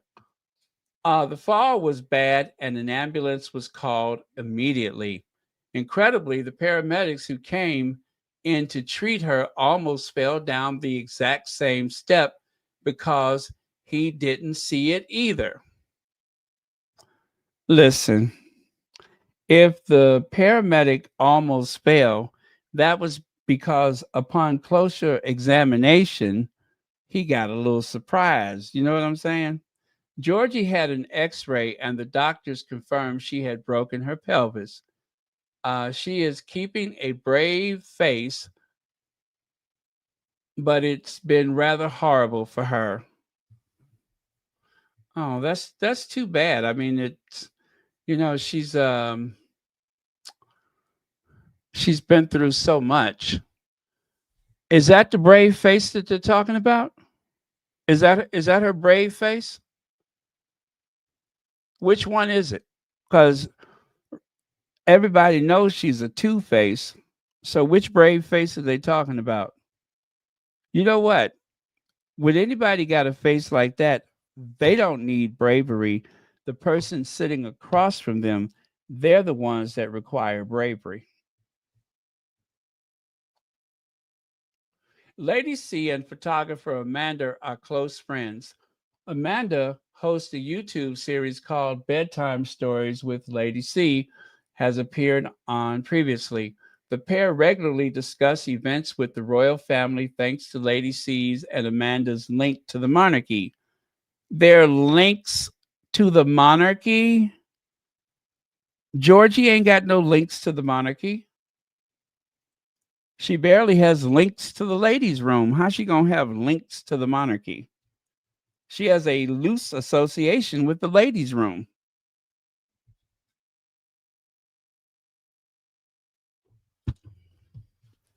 Anyway, she has penned unauthorized biographies about Princess Diana, the late Queen, and Prince Harry and Meghan. Lady C signed up to I'm a Celebrity in 2015, but left the show on medical grounds before the final.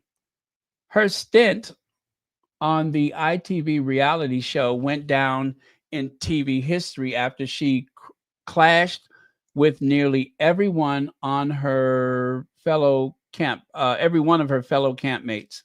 She branded Tony Hadley as a fat slob, and in another comedy jibe, she said he doesn't have a brain in his head.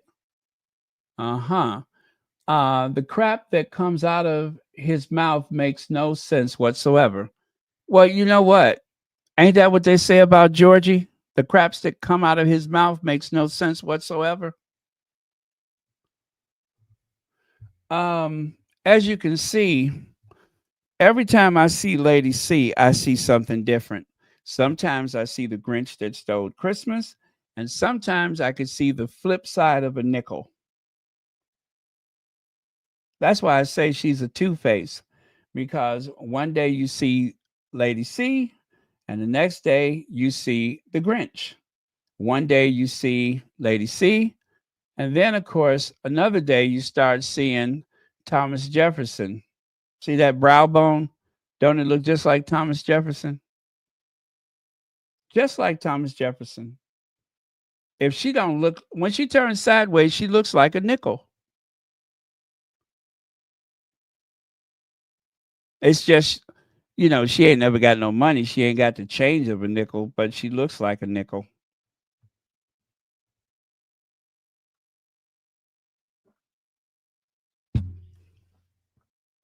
I think Lady C should be Thomas Jefferson for Halloween. What y'all think?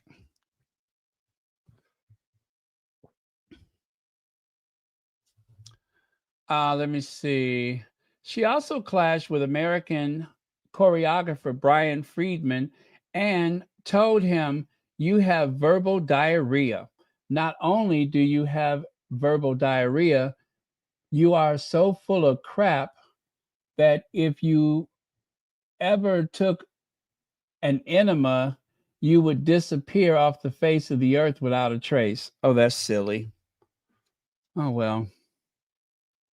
Lady C went on to tackle Duncan, what is that? Bannatyne, and branded him a chippy oik, and clashed with Yvette Fielding, who she called a tart.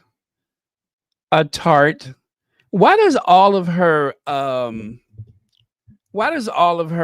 what do you call it? All of her jibes, if you will, why does everything she say sound like it comes from a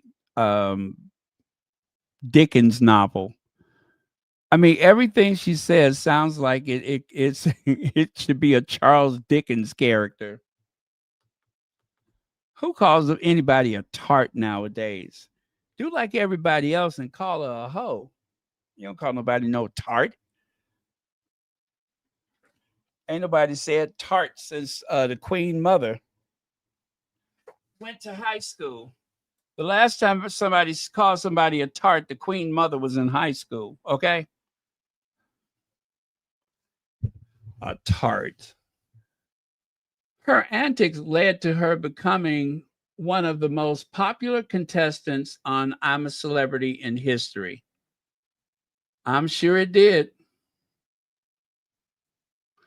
And now she is going to be the most popular them, they, he, she, we that has ever broken a pelvis. For a them, they, he, she, we, she is going to be the most popular them, they, him, her, he, she, we, that has ever who has ever sustained an injury like that. And listen, I would pay good money to see those x-rays. I would. I'm just curious, that's all.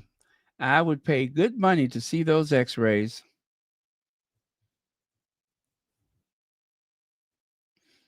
I mean, no criticism to her. She can't help the way she was born.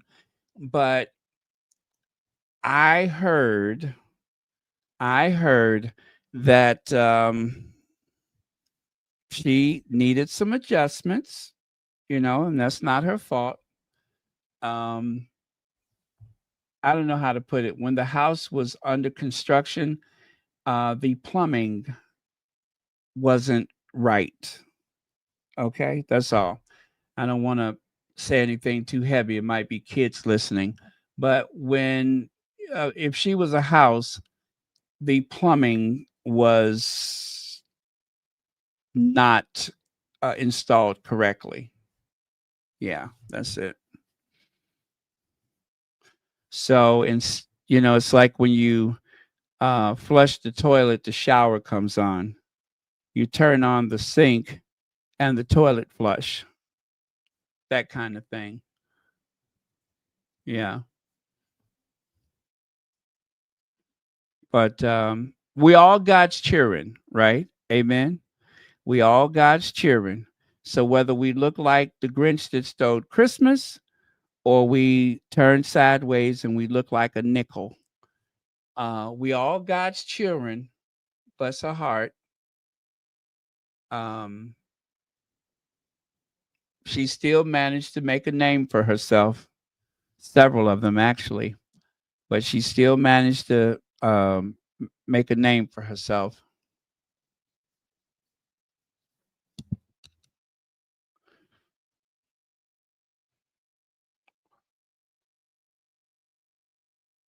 Now, some time ago, because I'm such a big fan of Lady C, I had made a video of Lady C. And I just thought I would share that with you. If I can find it.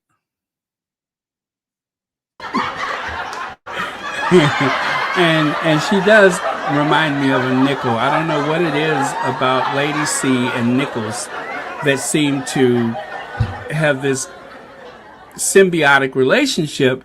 But yeah, she kind of looks like a nickel when she turns sideways. Yeah, that was it.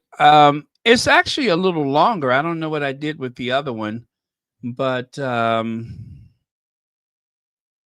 well, I think I made the point. I don't need to admonish this poor creature any further. I mean, she's in bad enough shape. She didn't busted her pelvis.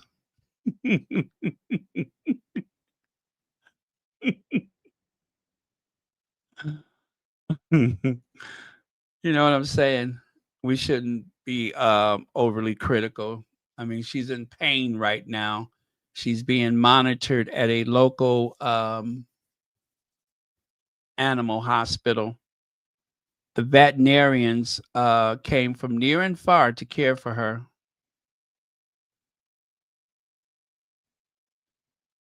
It's just a good thing she got that referral from the Queen Consort for medical treatment. Yeah, they say the Queen Consort gave her a referral.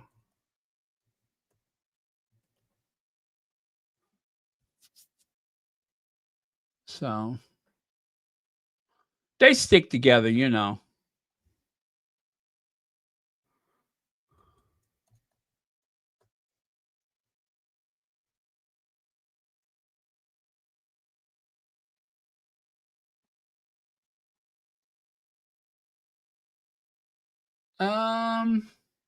Well, I don't know what I did with it. I had a longer one, but apparently I've lost track of it. But that's okay. I think we got the point.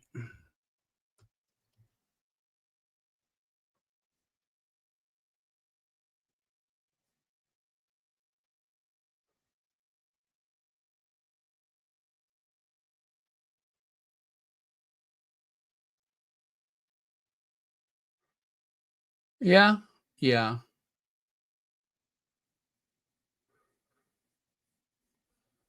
Oh, is that it? Oh, okay. Wow, I haven't seen that in a while. Okay, I guess that's it.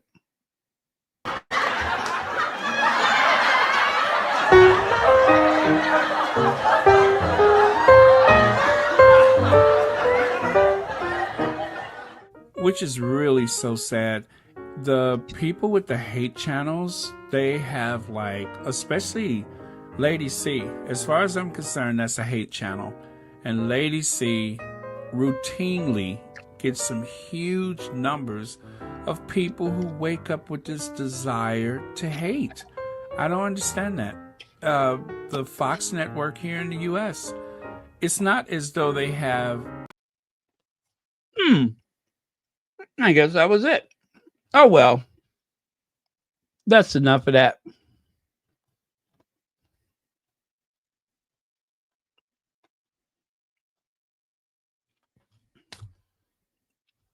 Is that Tim Curry?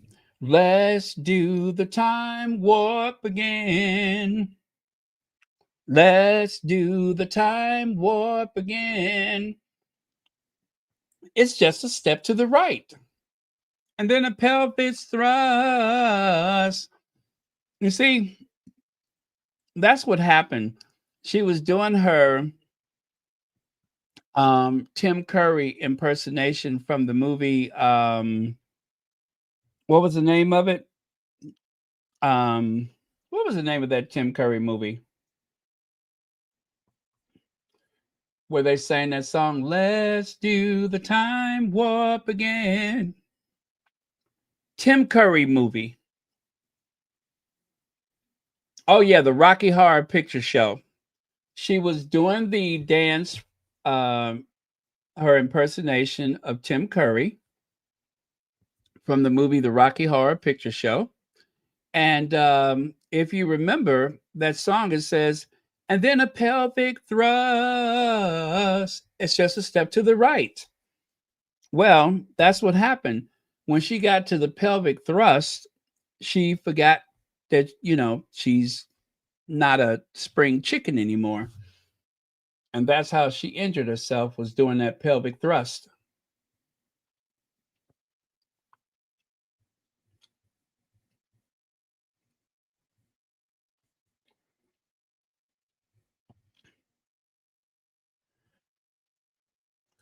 The time warp dance.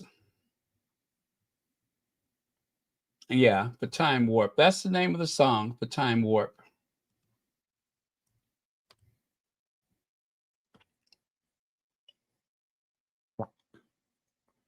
Yeah, she was doing the pelvic thrust.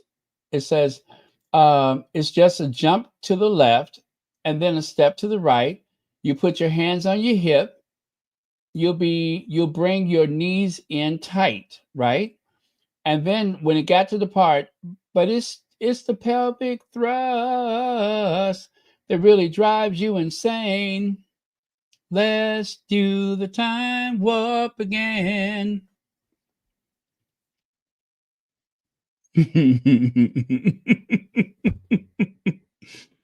Oh, okay, you guys, that's enough of that.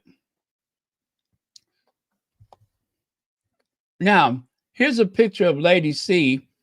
One of the paparazzis caught her looking confused. She wasn't sure which one to use. Yeah, she wasn't sure.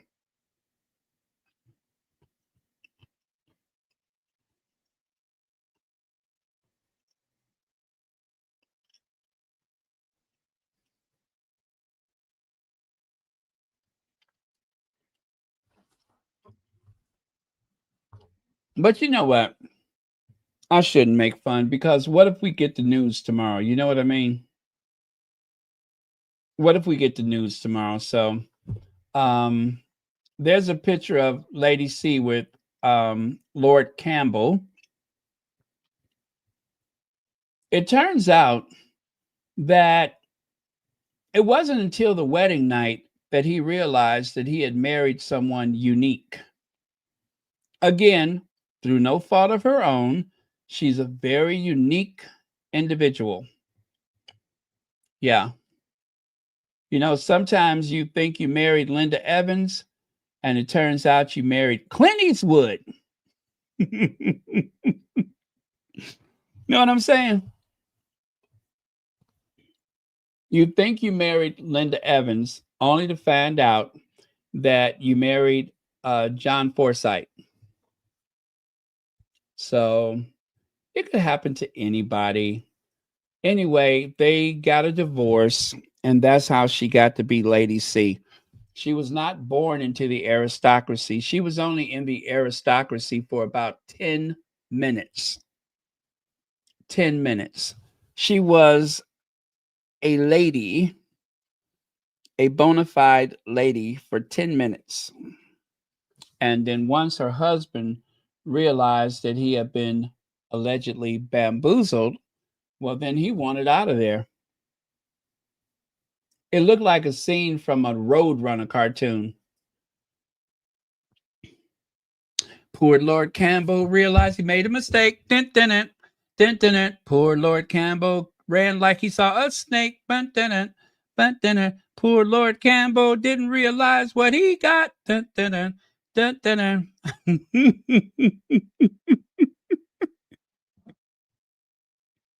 Lord Campbell, if you pull back the sheets, you never mind. I was making up a song, but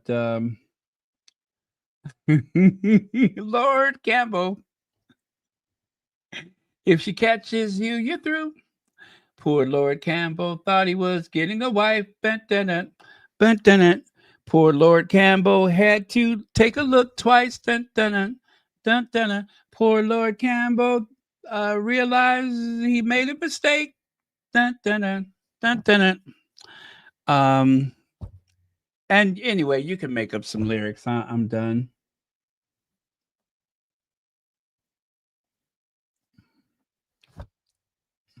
Yes. Yes. So you can see there, Lady Colin Campbell, 75, detailed her roaring rampant affair with gorgeous Larry Lamb and revealed how the Gavin and Stacey star pumped testosterone in all directions. Well, fortunately for her, Lord Campbell, he doesn't really speak about her, but he was very disappointed, and I'm serious. He was very upset.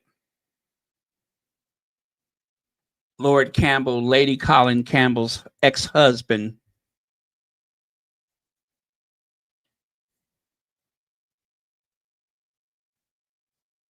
Yeah, he was furious. He felt like he had been bamboozled.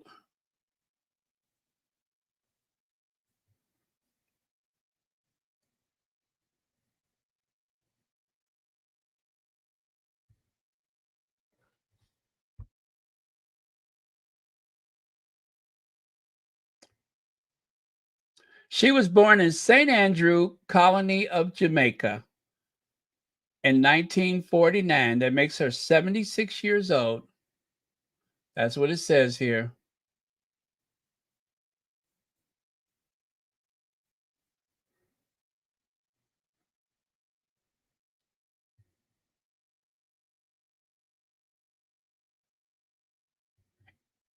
In 1974, after having known him for only 5 days, she married Lord Colin Ivar Campbell, the younger son of the 11th Duke of Argyll.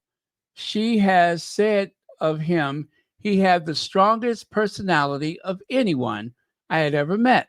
Well, you know what? To be married with her, you're going to need to be strong. She has said of him, he had the No, he simply exudes strength, decisiveness, and charm. However, their relationship quickly soured. The couple split after 9 months over the scandal surrounding her physical characteristics at birth and divorced after 14 months. She successfully sued several publications that claimed she was born a boy and had subsequently undergone a sex change, and accused her former husband of selling the untrue story for money. Her stepmother in law, Margaret Campbell, Duchess of Argyll, who was friends with Dame Barbara Cartland, step granddaughter to Diana, Princess of Wales. In 1993, she adopted two Russian boys, Michael Misha and Dmitry Dima, both of whom appeared on MTV's 2018 reality television show, The Royal World, calling themselves Count. And in 2013, she bought a Castle Goring, a grade 1 listed country house in Worthing, Sussex.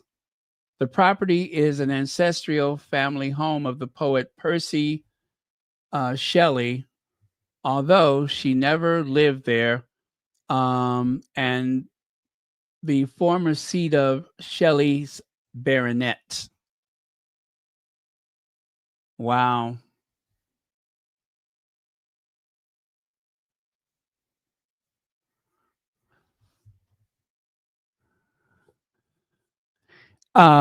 Bamboozled, hoodwinked, led astray, run amok, lied to, cheated, fraudulent.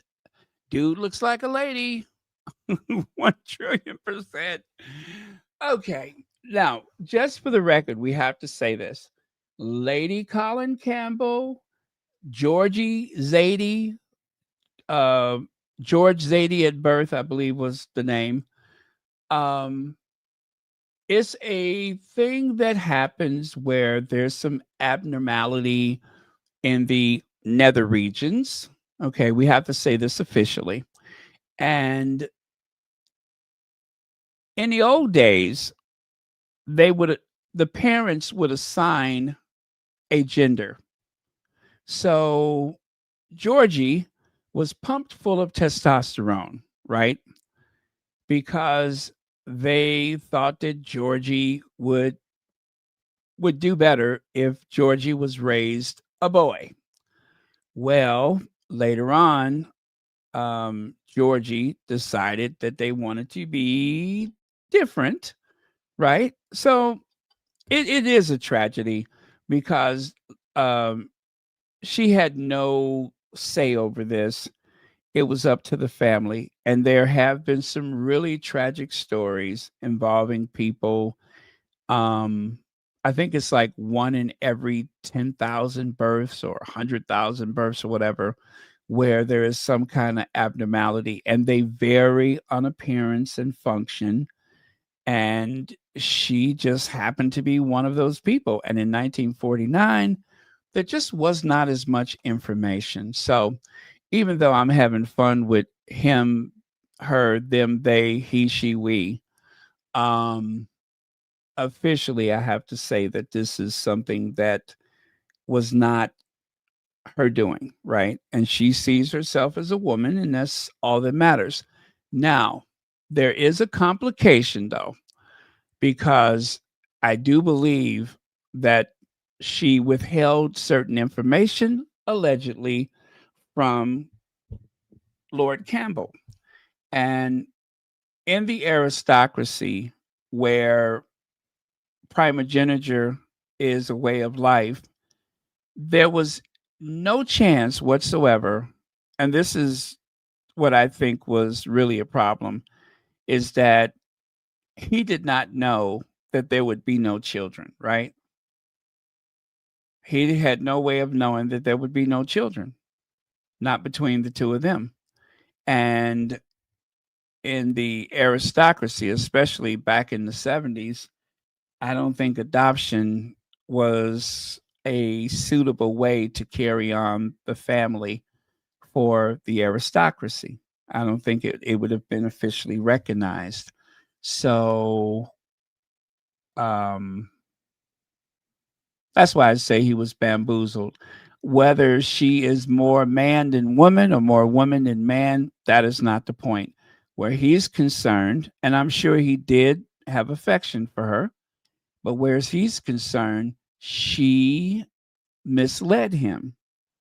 And for someone in the aristocracy, if anything could ever say that Lady C, as she calls herself, if anything could ever make the point that she is not a very nice person, she is manipulative and cruel and an all-around troublemaker, there were two things going on. Number one, primogeniture.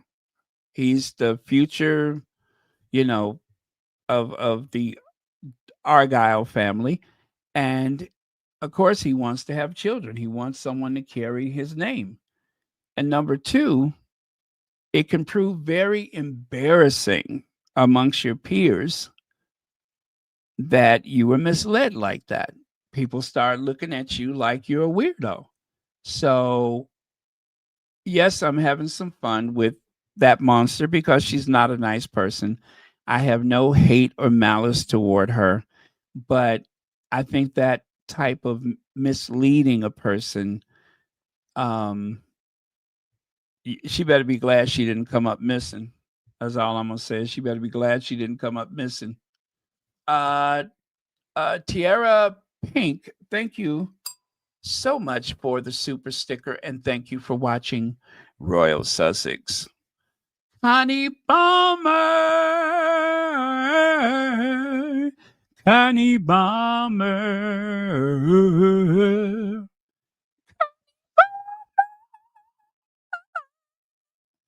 Connie Bomber.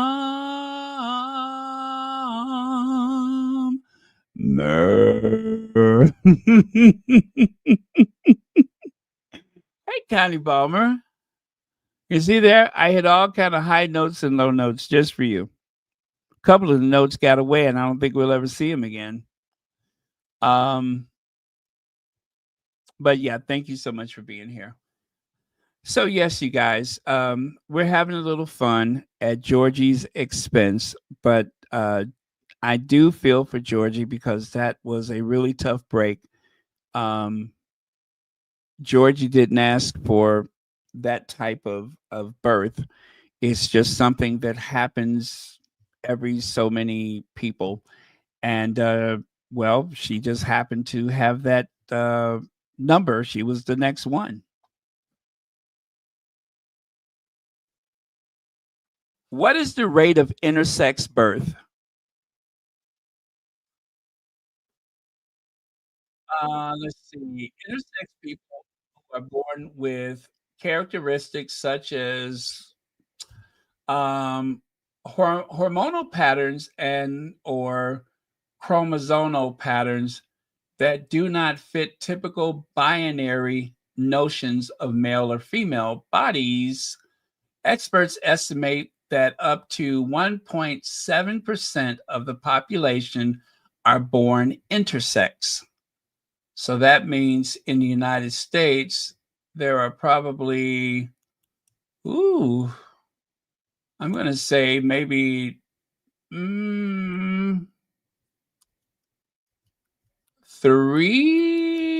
about 4 million people that to some degree or another, because remember, it's not always the same combination.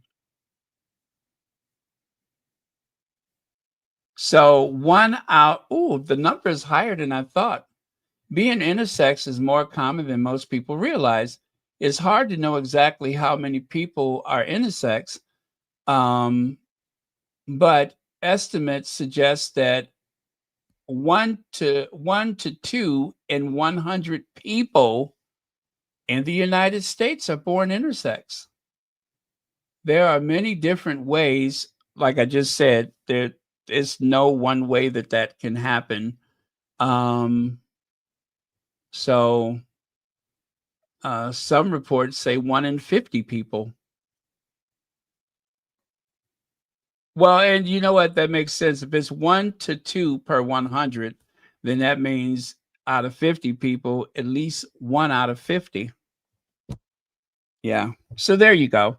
So you guys, I just wanted to make sure that we are covered, that we don't look like we're just picking on him, they, he, she, we, and that you get the full story, because this is new to some people, but there are many people that are born that way, and sometimes you can see it, just looking at their face, and sometimes you can't.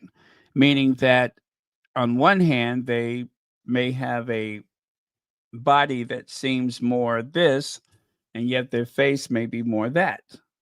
But that's rare. Usually you don't know. Okay. All right. Tiara Pink. Oh, Tiara Pink gifted 1 Royal Sussex membership. That is so kind of you. Thank you so much. And congratulations to the lucky recipient who receives that membership to Royal Sussex. I really, really do appreciate that.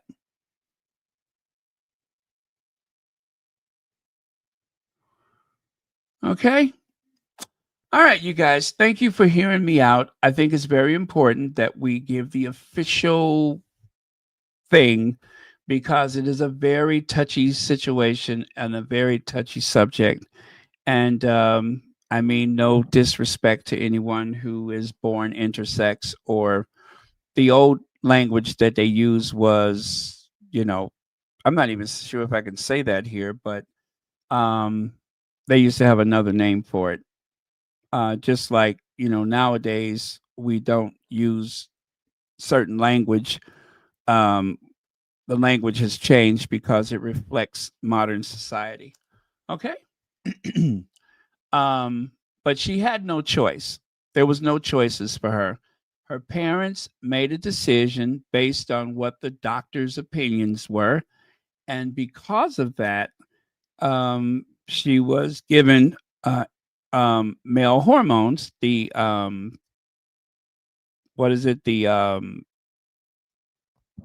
I just said it too, not estrogen, the testosterone. And sometimes it's the opposite. They will give someone the estrogen because they think that they're more likely to be comfortable as a girl. Okay. So I just want to make sure that we're being sensitive. But otherwise, Lady C is an awful person. And I think she was very much a monster when she was young, and she's still a monster today. I think she's a big liar, and that she was very ambitious to make a way for herself no matter what. And I believe she hurt a lot of people along the way, because she's very selfish and cruel and mean-spirited. And now she has a broken pelvis. And you know what? That's it. I am done. I am done for today. Oh, and by the way, Connie Bomber, I still have not opened that box. I am the very model of discipline. I will not, I cannot, I am not even going to I'm not even going to discuss it until what day is it? Monday. That's my birthday, Monday. So thank you again. Connie Bomber, by the way, I want you to know I tried the dark chocolate with the let me see, it's right here, with the pistachio. Oh my goodness. That dark chocolate is so creamy and delicious. Thank you so much for that. I love pistachios. So the combination of the both I thought was incredible. So thank you very much for that.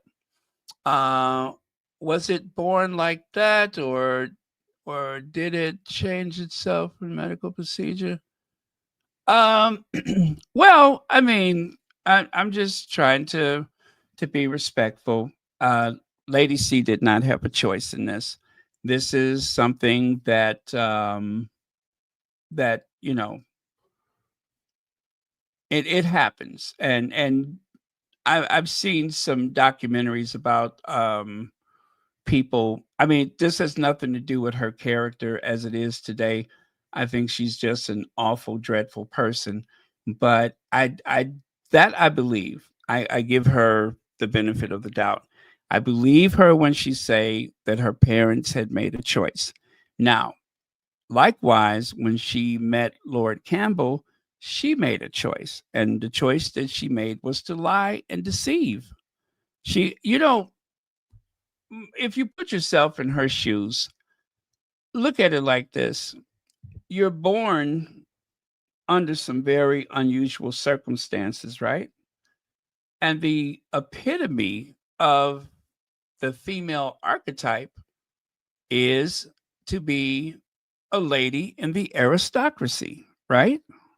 You are at the highest level of everything, especially if you're from a former colony and you're into the aristocracy and such, then that's a big deal.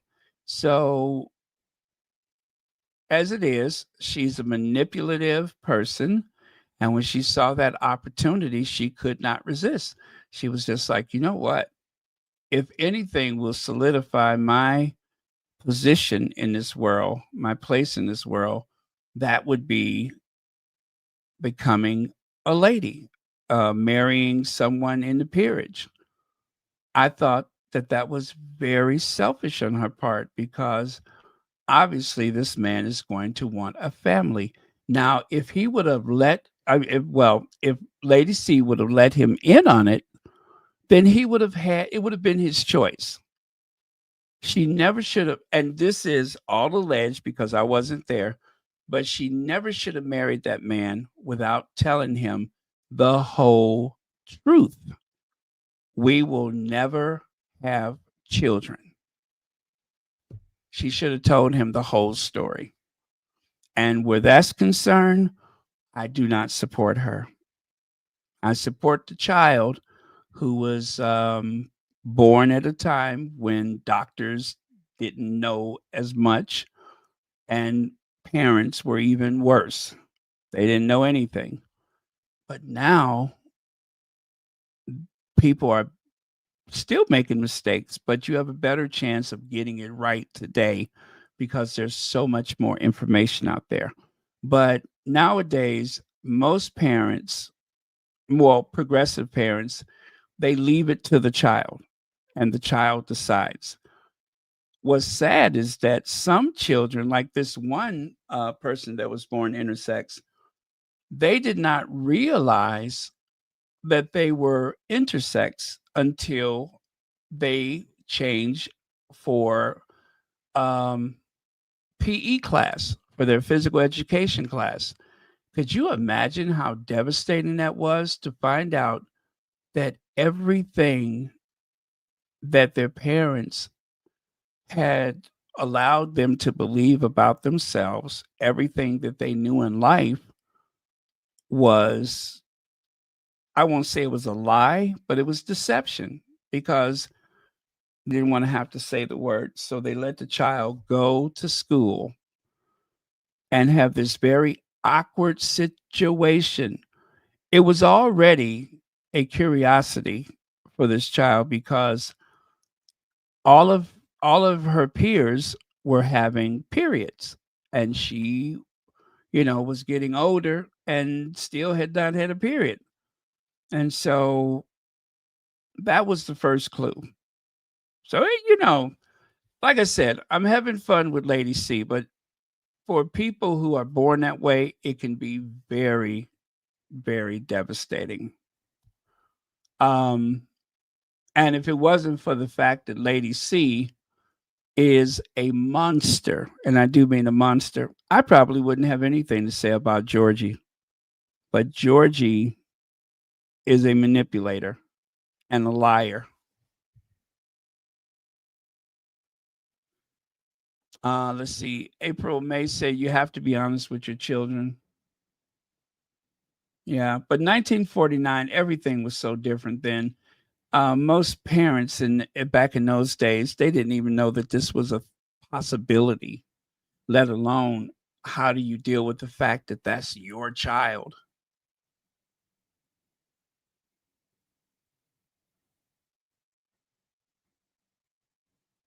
Yeah. So, um, I am being very generous with Georgie because um, Georgie didn't ask for that. That was something that just happened. Okay.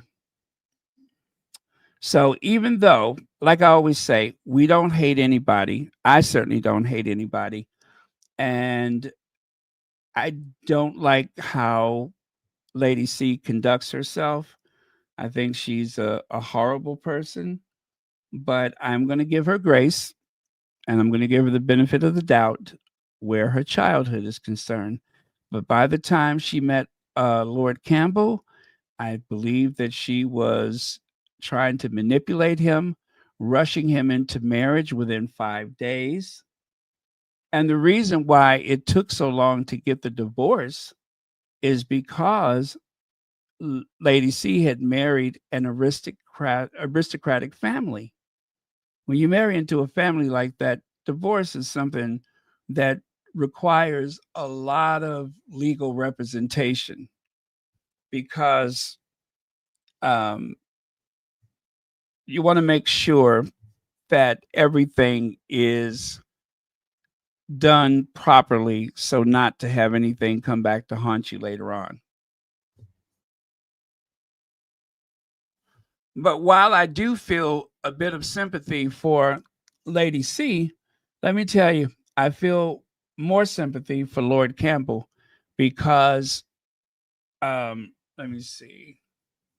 I wonder what his age was when they got married.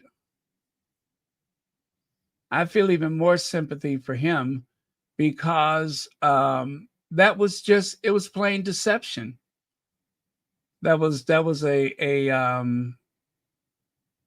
was deception, major deception.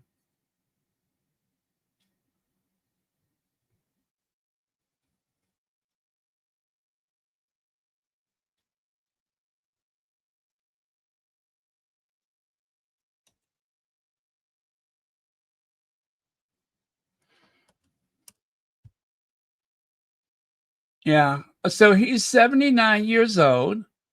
Um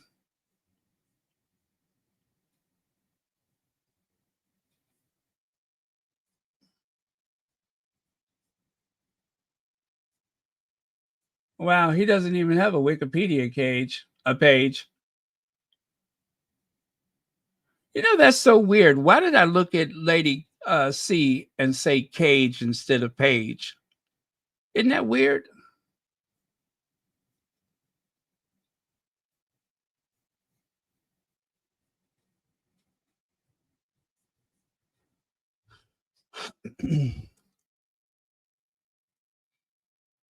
um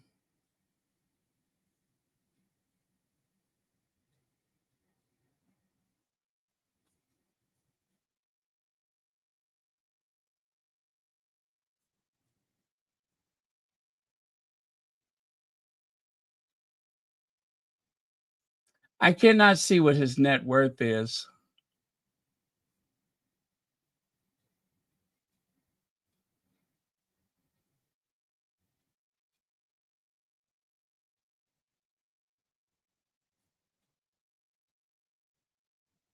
Anyway, you guys, I am done. So if you need to say goodnight, go ahead. I am done.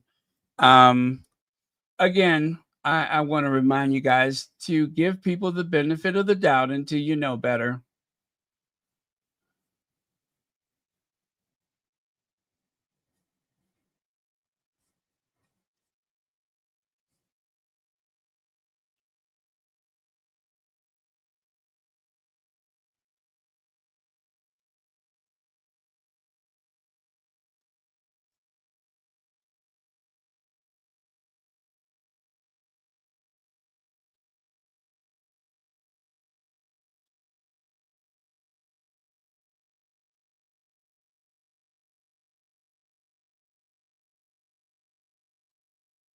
I'm trying to read something, try to find something I can share with you about her marriage to Lord Campbell.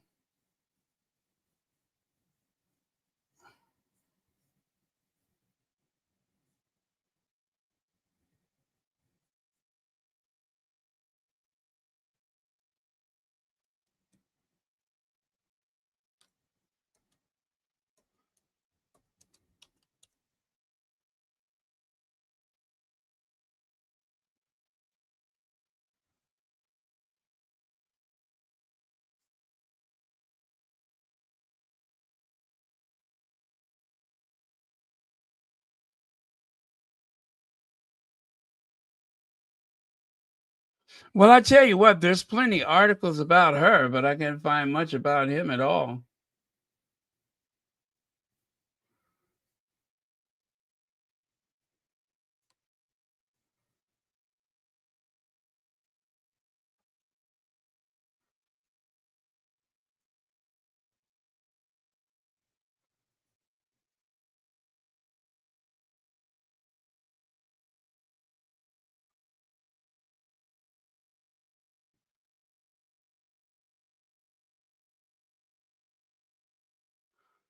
Wow. I think he's been married 4 times.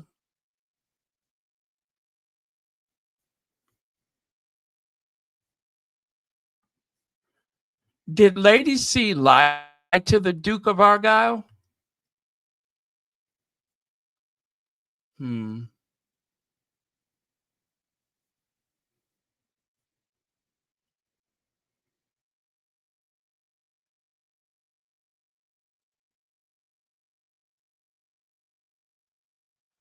Well, he's had a bit of a scandalous life himself, that's for sure.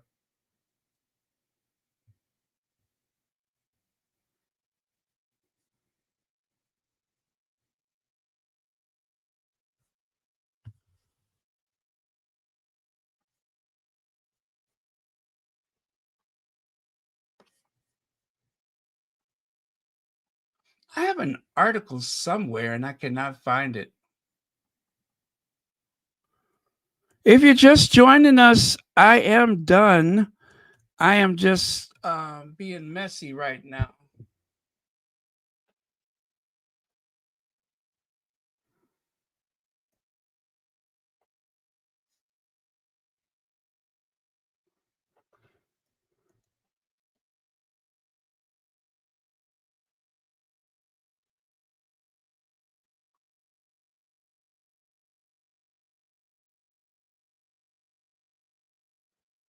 Yeah, her ex-husband said that Lady C is a monster, crushing snob, and a complete fake. But I don't see the whole article. I'm going to see if I can find it just for our amusement.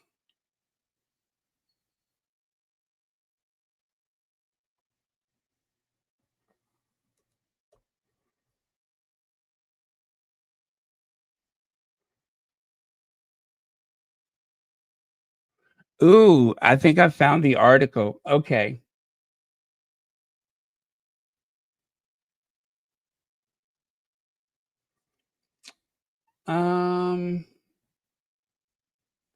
Lady C's ex-husband reveals how he couldn't touch her after finding out she was raised a boy. Lady Colin Campbell, ex-husband, has revealed that he only found out that the I'm a Celebrity, Get Me Out of Here star had been raised a boy after they married. In his first interview in 40 years, the 69-year-old Lord Campbell has confessed that he couldn't ever, wait, what does it say? Confessed that he couldn't get over finding out about his wife's gender corrective surgery, leading to the breakdown of their brief union. Lord Campbell married the 25-year-old Georgia Zadie. That's what she called herself, Georgia Zadie, back in 1974, following a whirlwind 5-day romance. opening up about the moment he discovered Lady C had lived as a boy until age 18. He admitted that he could no longer look at his spouse. I was stunned. I simply could not believe what I was hearing, he said. After she told me, I could not even bring myself to look at my wife, let alone touch her. My brother, the Duke of Argyll, called me and asked, "Do you realize you've married a man?" He continued, "He was wrong about that. I now realize, um, but it was a massive shock at the time. Before then, I had not had the slightest suspicion. She was beautiful, flirtatious young woman when I met her. The sex was normal, and we had a lot of it. There was nothing unusual about her body, and we were having a fantastic time. But I soon discovered that she is trouble with a capital T. Lady C was born with the parts malformation, leading her family, who believed she was a boy, to christen her George William. However, doctors later confirmed that she was biologically female, and at the age of 21, she underwent corrective surgery. A month after the royal biographer wed Lord Colin, um, who is the son of the 11th Duke of Argyll, a journalist uncovered her birth certificate. Shit. And falsely claimed she was a transsexual. Okay. I'm trying to be very respectful here. It wasn't long before her marriage broke down and they split after 10 months, divorcing the following year in 1975. Looking back, I do feel sorry for her, but she should have told me the truth. Things were not so liberal back then, and the scandal was deeply embarrassing to my family. However, he issued a stark warning to the writers. I'm a celebrity campmate, despite refusing to watch the ITV show himself. If I could offer any advice to the other contestants in the jungle, it would be to avoid her at all costs. She can seem charming and lovely, but in my opinion, she's a monster. I think she's a crushing snob and a complete fake. She keeps claiming to be related to the royal family through me. How does that work? I'm not related to the queen, not at all.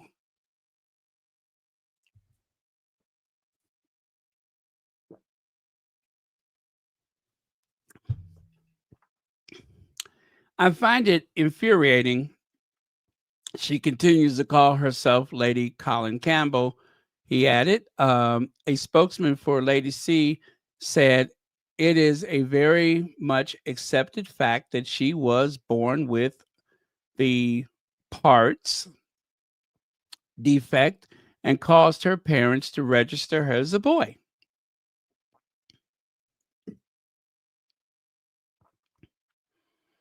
I guess that was the end of it. Yeah.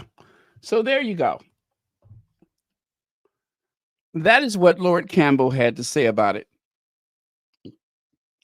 For 40 years, he said nothing about her in any way. And because she was on the "I'm a celebrity, get me out of here," obviously people were saying things. And anyway, he wanted to set the record straight. Miss Z says, "This is a very interesting case study regarding the history of intersex people." It is. It really is.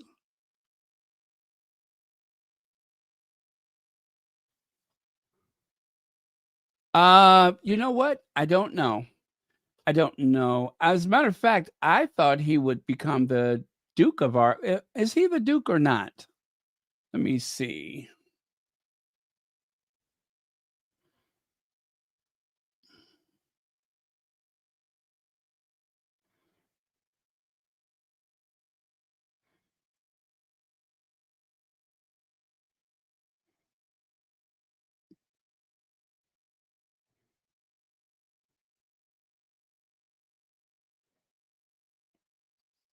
Um. Okay, so maybe it's his brother that's been married 4 times. I don't know. I'm confusing myself. You know, when you read about this, at one point you're reading about a woman and 2 men, and then from time to time you're reading about 3 men. You know what I'm saying? So I'm getting confused.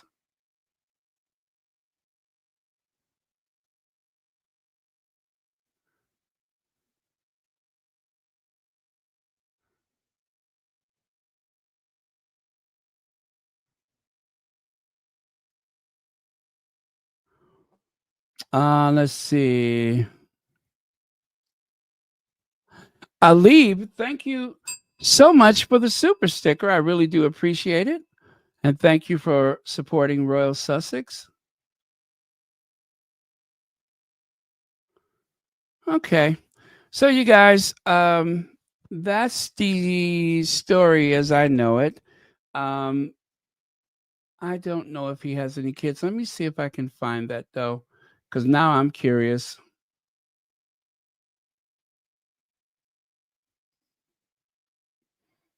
But still, that is a shady thing to do to someone.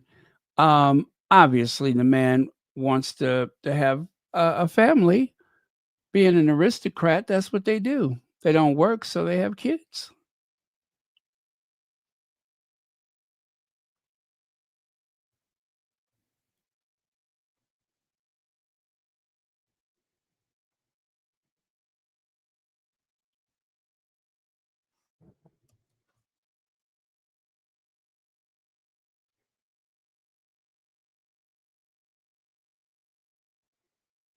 Like I say, she better be glad she ain't come up missing, because not everybody would cotton too well to that kind of you know.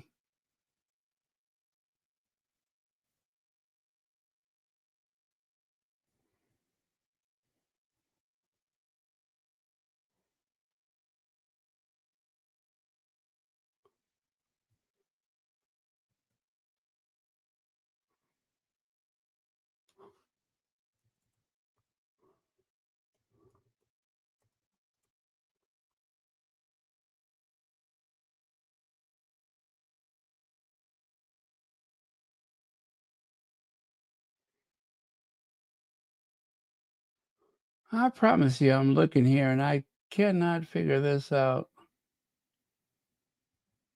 Does anybody else see anything? I'm trying to find it.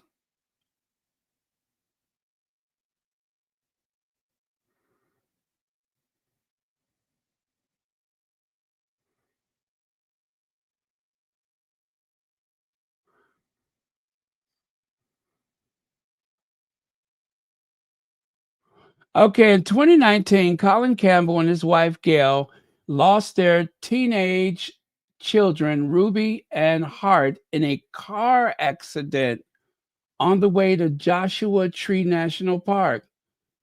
To honor their memory, they installed a wind phone in the park, a place where a place where visitors can make a one-way call to loved ones.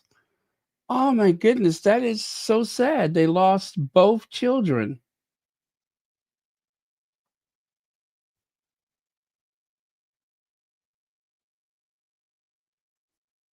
Mm. Yeah, he's a writer, by the way. Colin Campbell and his wife lost their teenage children, Ruby and Hart.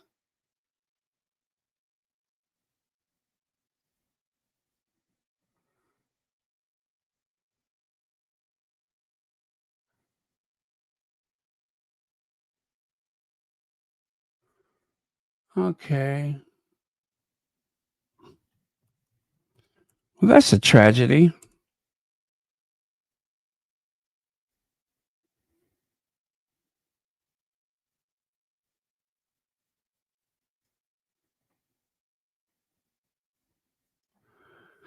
Okay. Alib gifted 10 Royal Sussex memberships. Thank you so much for that. That is incredibly generous. And I really, really do appreciate that. Thank you so much.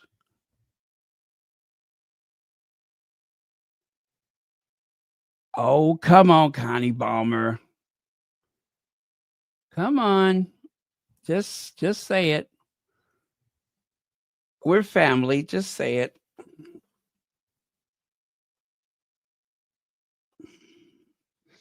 Or do you want to save it for members only?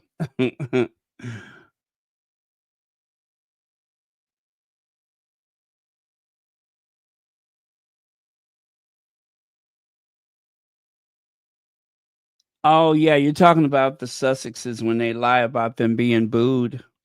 Oh, you know what? Speaking of which, let me see here.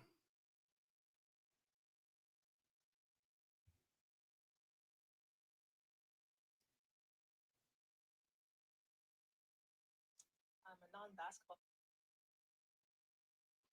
question. Did you get a chance to meet with the royal family and I'm trying to find that was it the Boston Celtics? I'm trying to find that video where Will and Kate, when they went to Boston and they were asking one of the players, did you get a chance to meet the royal family? And ooh, his response was legendary.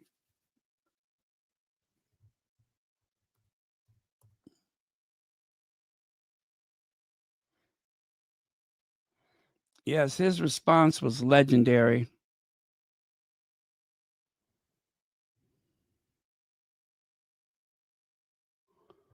Boston, of all places.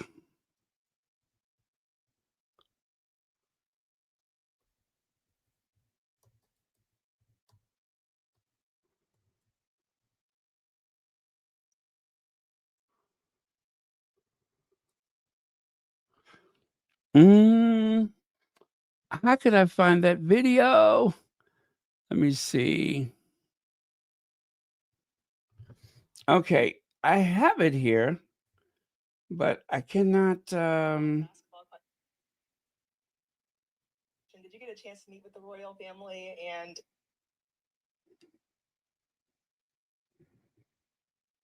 How can I download that? if not, how was it like having them there in the building?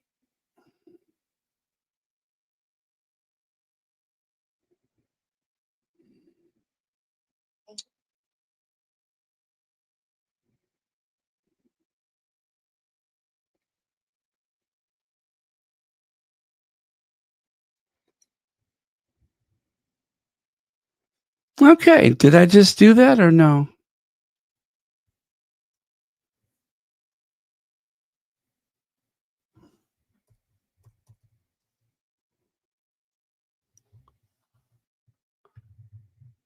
Nope, that did not work.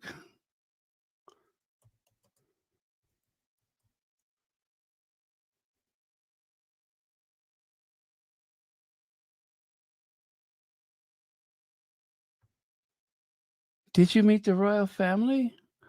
And he said, no, I don't see it. Fudge. I can never find stuff when I'm looking for it. Sorry for my language.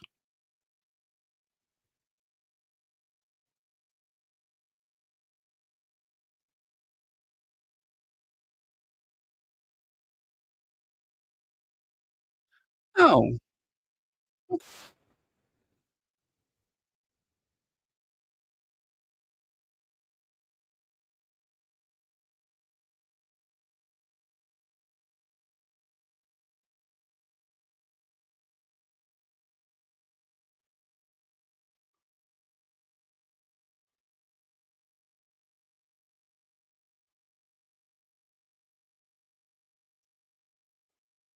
Download video. I'm gonna try that again.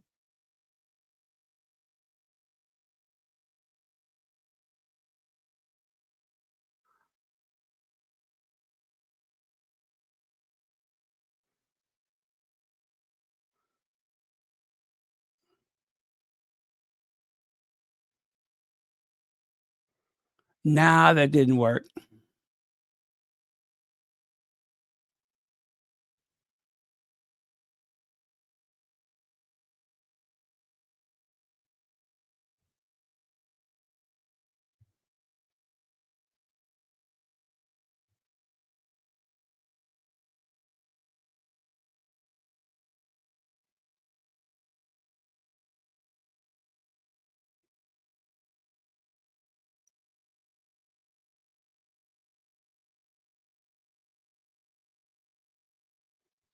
Oh, okay.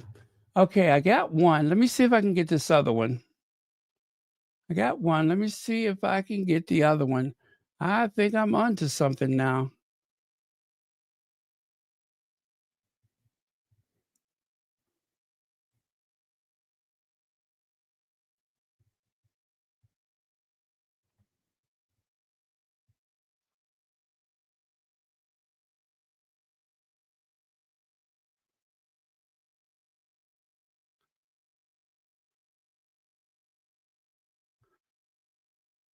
Okay, I take this.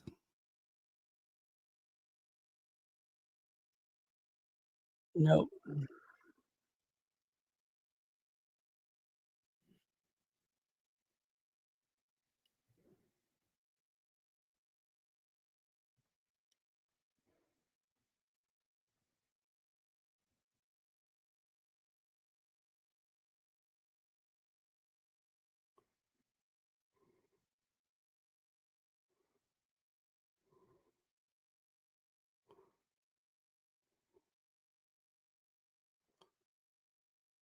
Oh, okay, you guys.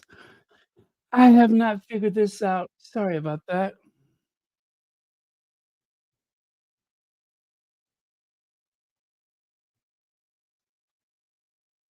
Again, you guys, I am done for tonight. If you need to go, I'm just trying to grab this video if I can. I'm trying.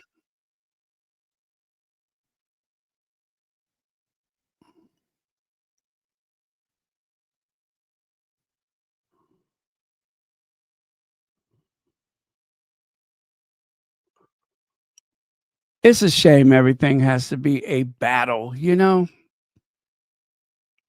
But if it's war they want, it is war they will get.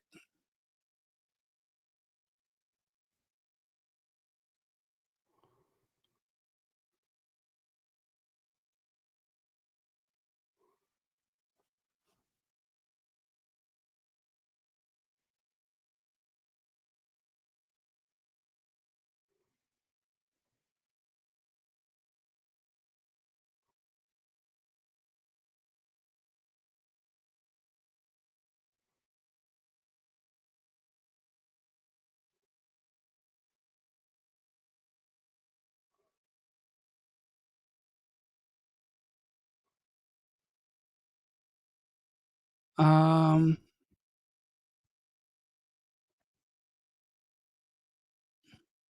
let me see, which is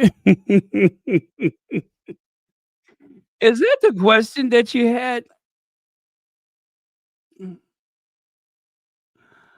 is that the question that you had, or was it something else?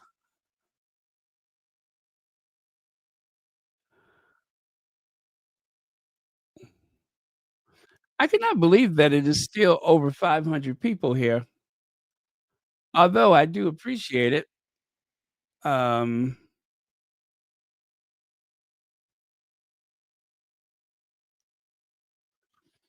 okay, give me one more chance to try to find that, video.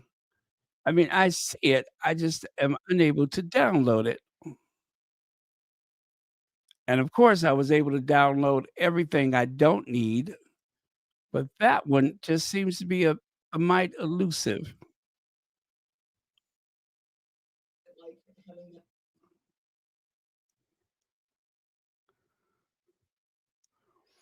Okay, I'm gonna have to do this a unconventional way, and you know what? You all have seen this video before. I know you have. Um, but that's never stopped us before, has it?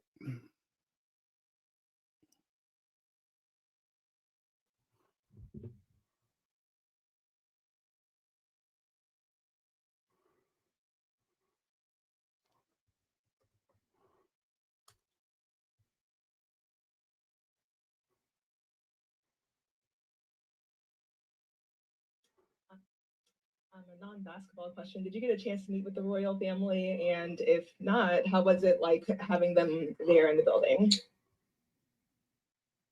Just Mary and Joseph? The Prince and Princess of Wales. Oh, no, I did not. I'm only familiar with one royal family. I don't know too much about that one. A non-basketball question. Did you get a chance to meet with the royal family? And if not, how was it like having them there in the building? Jesus, Mary, and Joseph? Oh Lord, it is still not right. No, I did not. Okay, here goes. I got a way to do it.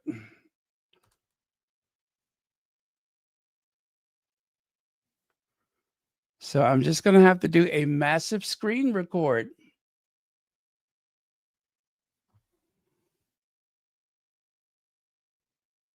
A non-basketball question. Did you get a chance to meet with the royal family? And if not, how was it like having them there in the building? Mary and Joseph? The Prince and Princess of Wales. Oh, no, I did not. Oh, that I'm didn't only work. familiar with one royal family. I don't know too much about that one.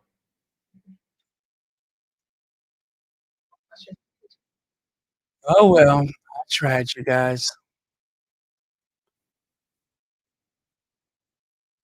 It was not meant to be.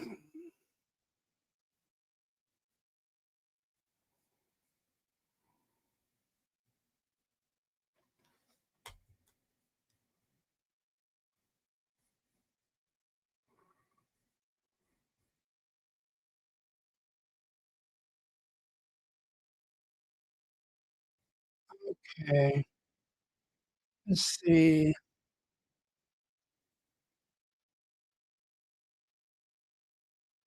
Yeah, I didn't hear any boos. I didn't hear any boos, and that's the same thing that they did at the, what was it? The, Platinum Jubilee. They swear that they heard boos and there was none.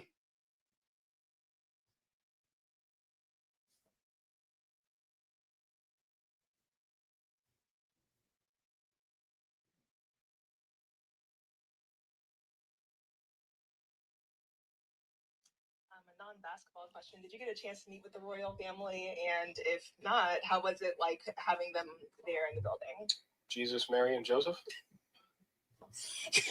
The Prince and Princess of Wales. Oh, no, I did not. I'm only familiar with one royal family. I don't know too much about that one. A non-basketball question. Did you get a chance to meet with the royal family? And if not, how was it like Okay. having them there in the building? I'm gonna share it with you in just a minute. I know most of you all have seen it, but apropos of the conversation, I thought it would be nice to share it again.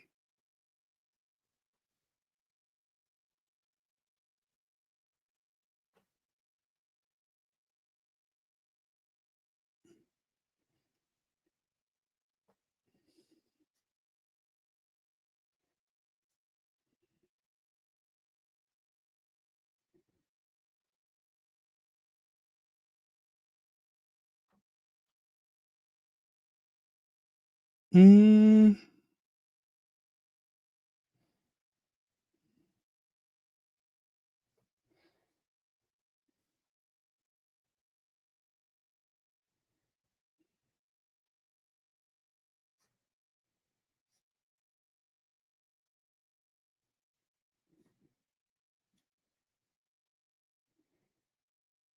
Okay, almost ready, guys. Almost.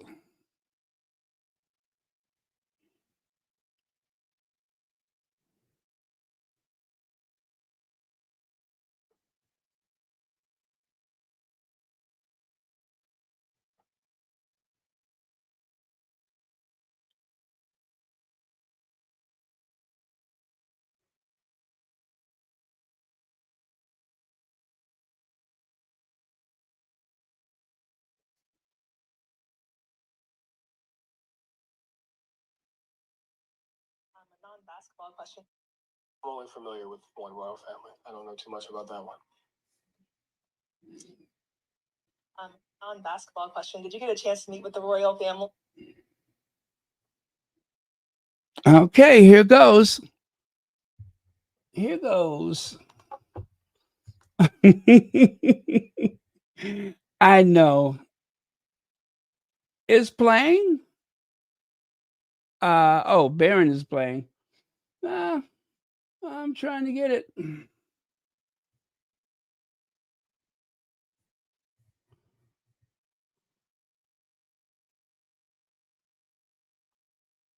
A non-basketball question. Did you get a chance to meet with the royal family? Oh, and no, if no. not, how was it like I'm only having familiar them with there one in the royal building? I don't know too much Jesus, about- Mary, and Joseph? The Prince and Princess of Wales. Oh, no, I did not. I'm only familiar with one royal family. I don't know too much about that one. A non-basketball question. Did you get Oh, there we go. a non-basketball question. Did you get a chance to meet with the royal family? And if not, how was it like having them there in the building? Jesus, Mary, and Joseph? The Prince and Princess of Wales. Oh, no, I did not. I'm only familiar with one royal family. I don't know too much about that one. A non-basketball question. Did you get There you go. So that was it. That was the reaction when they were trying to build up all of that excitement for Will and Kate in Boston. That was a huge mistake they made going to Boston.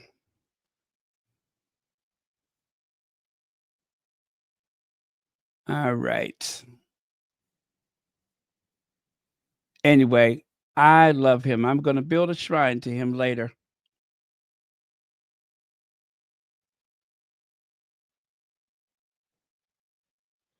And by the way, you guys, if you just joined us, if you have been hearing that there was any tension between Magic Johnson and the Sussexes because of the place where they were seated and all that, just so you know, the Sussexes spoke to the people surrounding them for quite some time. I do have, I'll get the link for you. I posted a video. I thought it might be a copyright issue.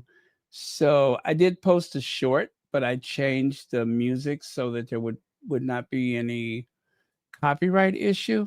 So I'm going to give you the link to that short right now. And you can see the Sussexes speaking to the people around them.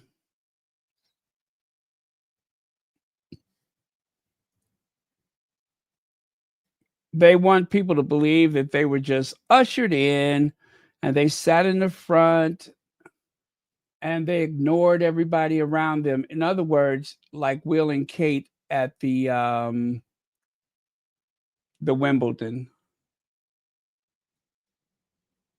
Okay, so that's the link up there at the top. You can go ahead and watch it right now. Like I said, I am done for today. I'm just gonna do a couple of things here before. Holy cow, 3 hours? I have been on for 3 hours? Good night, y'all. Where did the time go? 3 hours. How did 3 hours go by so fast? Y'all realize it's 2 a.m. here in Chicago? Jesus, Mary, and Joseph, where did the time go? I am so serious. I did not know I had been on for so long. You mean to tell me I have not eaten a cookie in 3 hours? No wonder I'm feeling lightheaded. Oh, thank you, Miss Z. I appreciate that. You are too kind.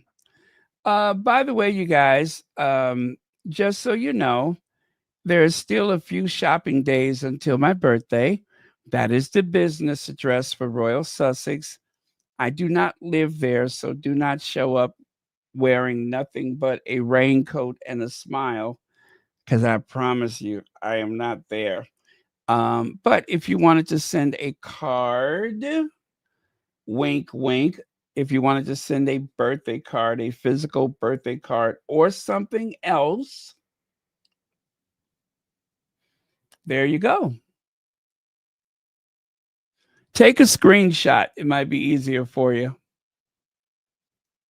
But I don't like to make a fuss because I'm too old for birthdays and celebration and stuff like that. However,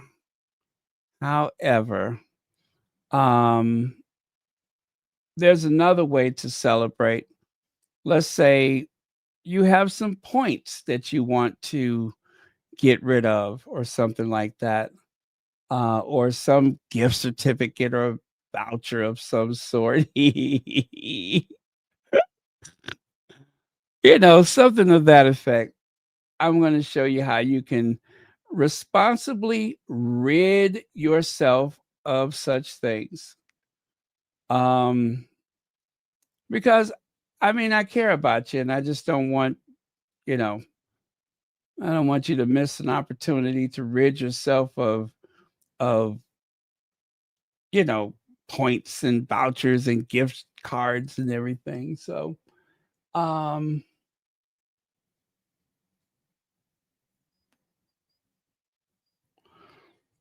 mm,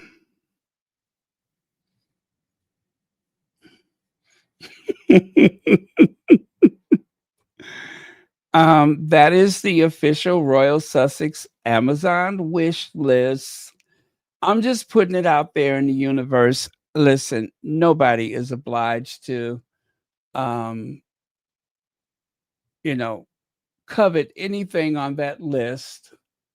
I'm just putting it out there in the universe in case you were curious as to what my taste in things are.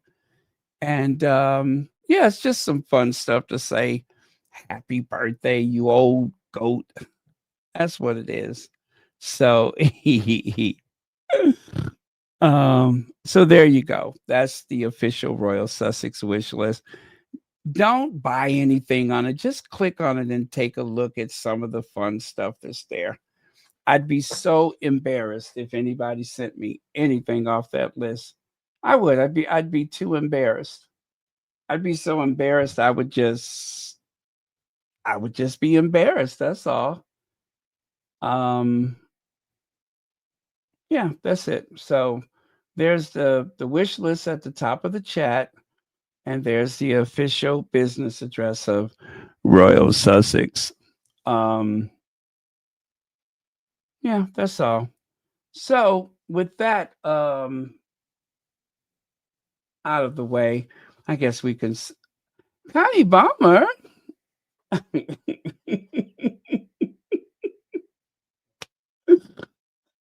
uh with that out of the way, we could say good night, right? If you want to. If not, I'm willing to stay for a whole nother 5 minutes. Yep, a whole nother 5 minutes.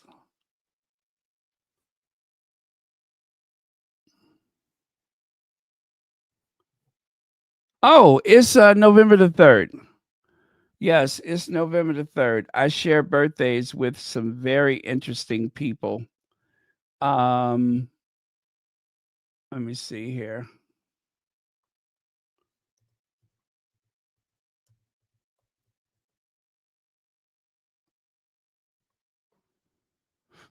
Oh, let me see. Who do I share?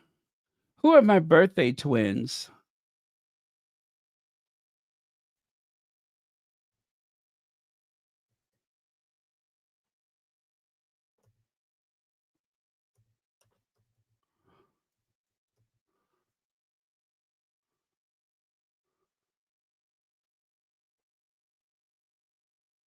My fellow Scorpios.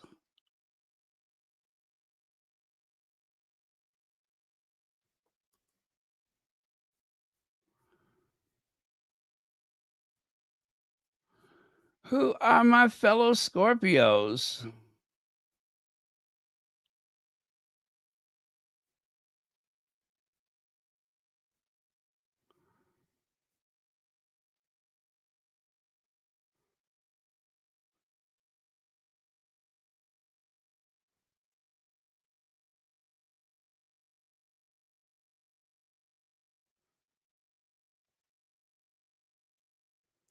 Oh, there it is. There is the list.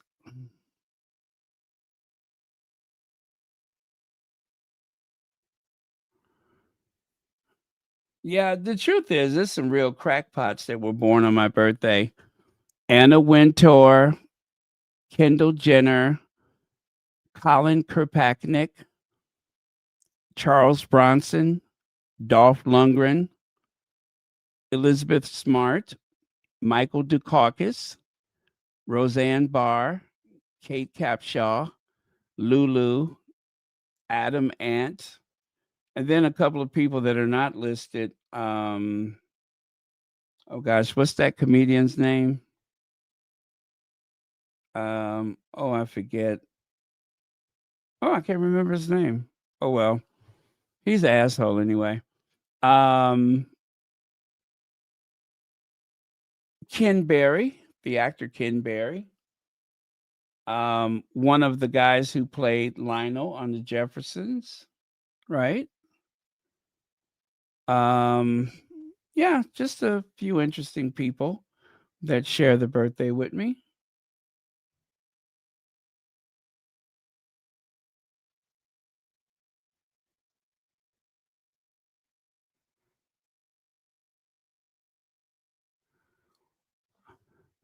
Yeah, Scorpios are very moody and mysterious, very strong people. Yes, they are.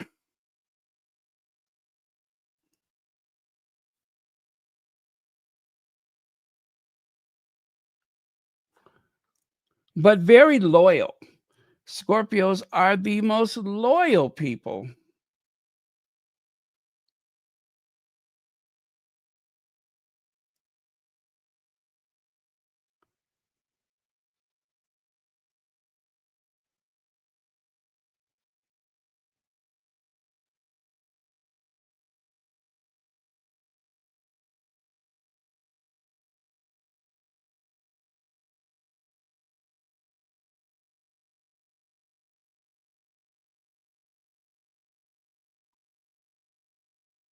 Yeah, very loyal people. Loyal, loving people.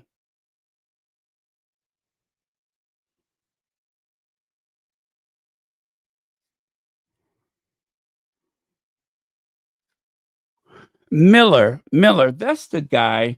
The comedian, something Miller. He was born November 3rd. Is it Ben Miller? No. I don't know what his first name is.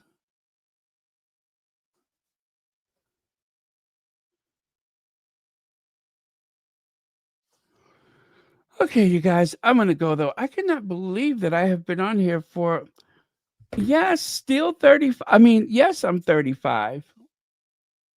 Yes, 35. Yes. Dennis Miller. Yeah, he's an asshole. He used to be fun, but he got all serious and dark one day.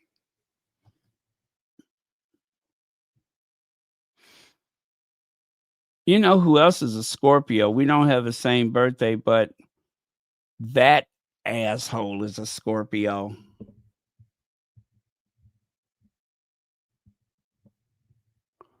And Lulu, can you believe Lulu is a Scorpio?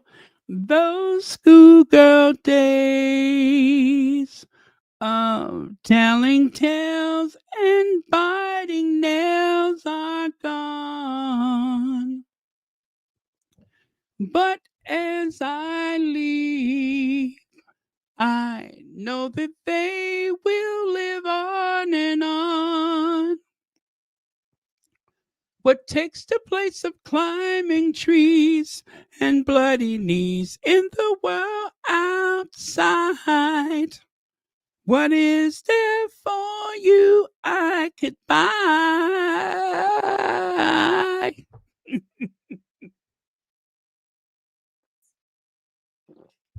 I had made a nice start, but the end was wretched. To serve with love. To serve with love.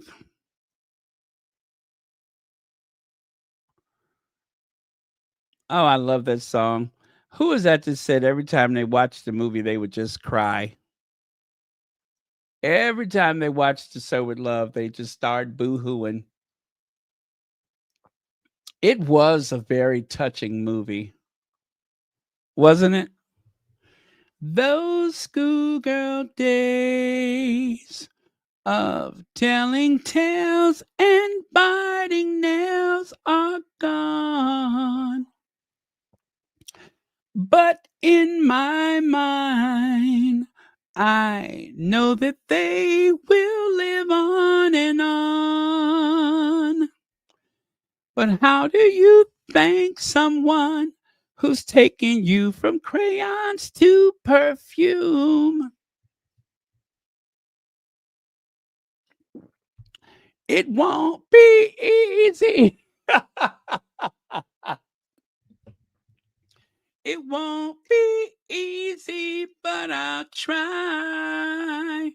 If you wanted the sky, I would write across the sky in letters that would soar 1,000 feet high. To Sir with Love. Boom, boom, boom, boom. To Sir with Love. That was a great movie.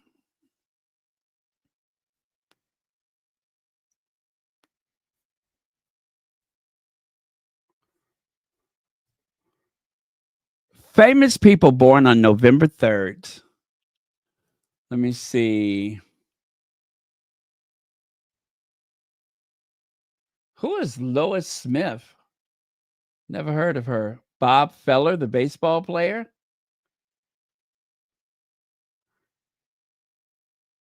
Jim Cummings.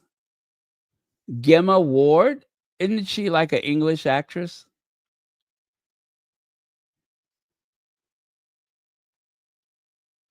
Yeah, Michael Evans. That's the original Lionel on the Jeffersons.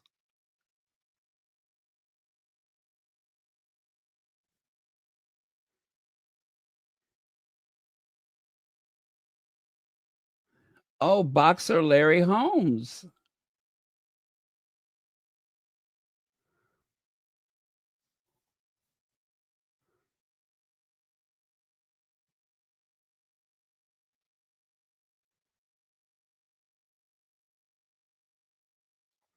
Benito Skinner. What the hell did he do?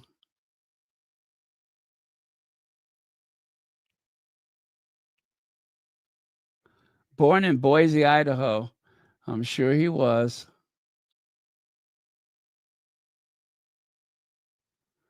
And who is Walker Evans? Oh, he was a photographer. See, people born on November 3rd are brilliant people. Actors, writers, photographers, athletes, comedians, content creators.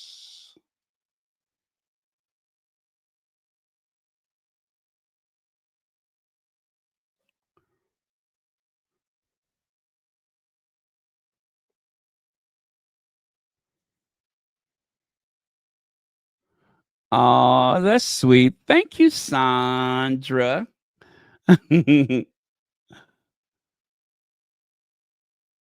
Yeah, that was a great movie. I love it.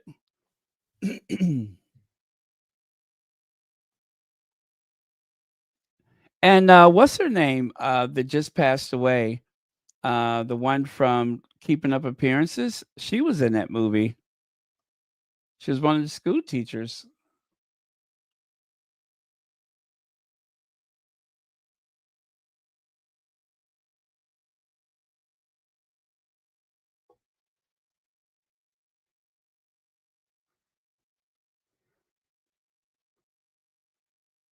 Let me see here.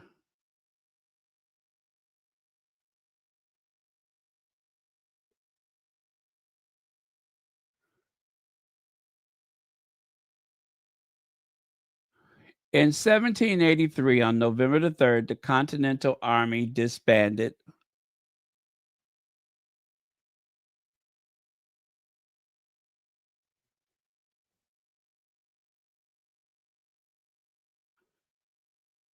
Wow. In 1936, Franklin Roosevelt was elected to become the 32nd president of the United States.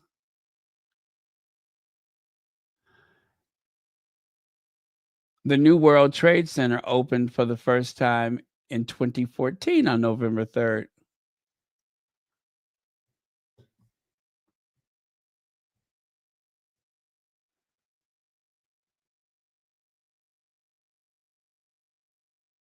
Lots of scientists born on November the 3rd.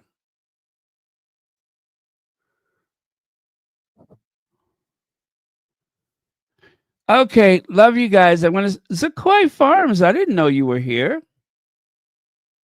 You know what? I think so. I think so. I really do believe that's who she was, Elizabeth Smart.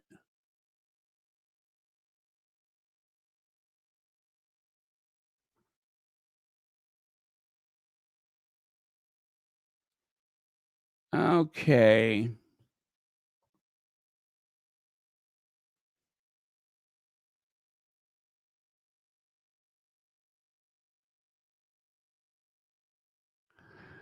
All right. Again, thank you guys for watching Royal Sussex. It has been a pleasure.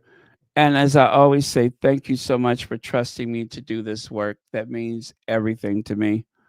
If it wasn't for your trust, I don't know that I would be any good at this, but it's because you guys have given me your trust and that you are very patient for certain. Um, I really do appreciate that. Some of you that have grown with this channel, you have seen it go from, well, it was not, it wasn't awful, but we've come a long way. We have come a very long way. I was born by the river in a little tent. And just like that river, I've been running ever since. All right. Thank you, guys. Good night. Oh, thank you, Sandra. You're spoiling me tonight. Thank you, TMCD. I'm sorry, T-Mac. T-Mac. Good night, Benjamin Batia.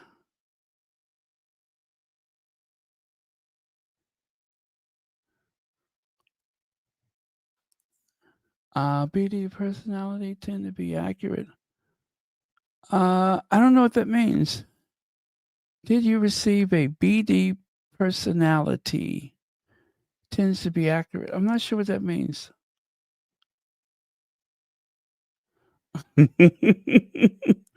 I know 500 people are still here listening to me hem and haw and sipping on water and making all those guttural grunting noises. Where else would you want to be, right? Got to be there. Be there in the morning to welcome her into my world. To be there. How many times have someone's cat or dog went scurrying beneath the sofa, running behind the curtains because I let out one of those high notes? It's all part of the experience.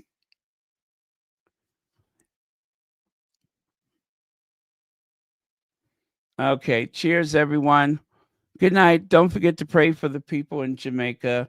And also, if you go to the community post for Royal Sussex, you will find a link to the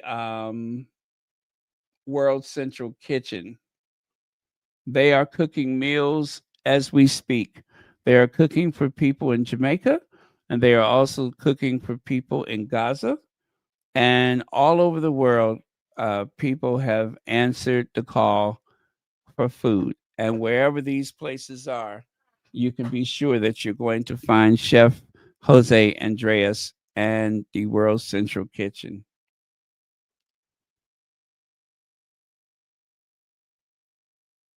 They were even in LA after the fires. They are everywhere.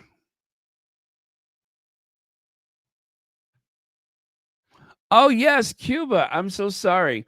And didn't Haiti get hit or no? Oh, the humanity of it, the disaster. It seems so unfair that people that already have so little, in some cases, not everybody is poor, of course, but there are some people that have so little. You have people in the United States that live off of like $100 a day, and in some countries, people get by with as low as just $3 a day, if that much. Um, it's so unfair, the imbalance that there is, but the one thing that we can do about it is to express our generosity. World Central Kitchen is one of the places I prefer because, well, I trust them, and the Sussex events, whatever we call that, the ones that always do our fundraisers, they simply get a link that goes, it allows us to make donations in the name of the Sussex Squad, which of course is a way to recognize the fact that people who love and support Harry and Meghan are the ones making these last minute contributions that seem to come just in the nick of time. So I'm glad for that. Thank you, Connie Bomber, and thank you for that box I dare not open. Now, Connie, I have to tell you, when I went to go and get that last box, one of the clerks said, "Oh, I like that box." So, when I get those boxes, I very carefully peel the label because I like to recycle and use them again. So, I'm actually going to gift one of those boxes. I mean, it looks so good. You would never know that it came all the way from Switzerland, but it's in perfect condition. So, I intend to gift that particular box, but I still will have 3 more. So, thank you again. They're almost too beautiful to ship, you know what I mean? They're so beautiful. I mean, it's nice. I've never seen anything like it. It has artwork on it. Very interesting artwork.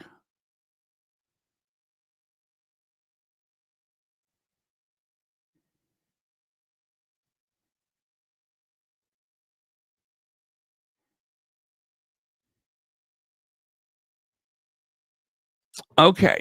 All right. Cheers. Love you guys. Good night.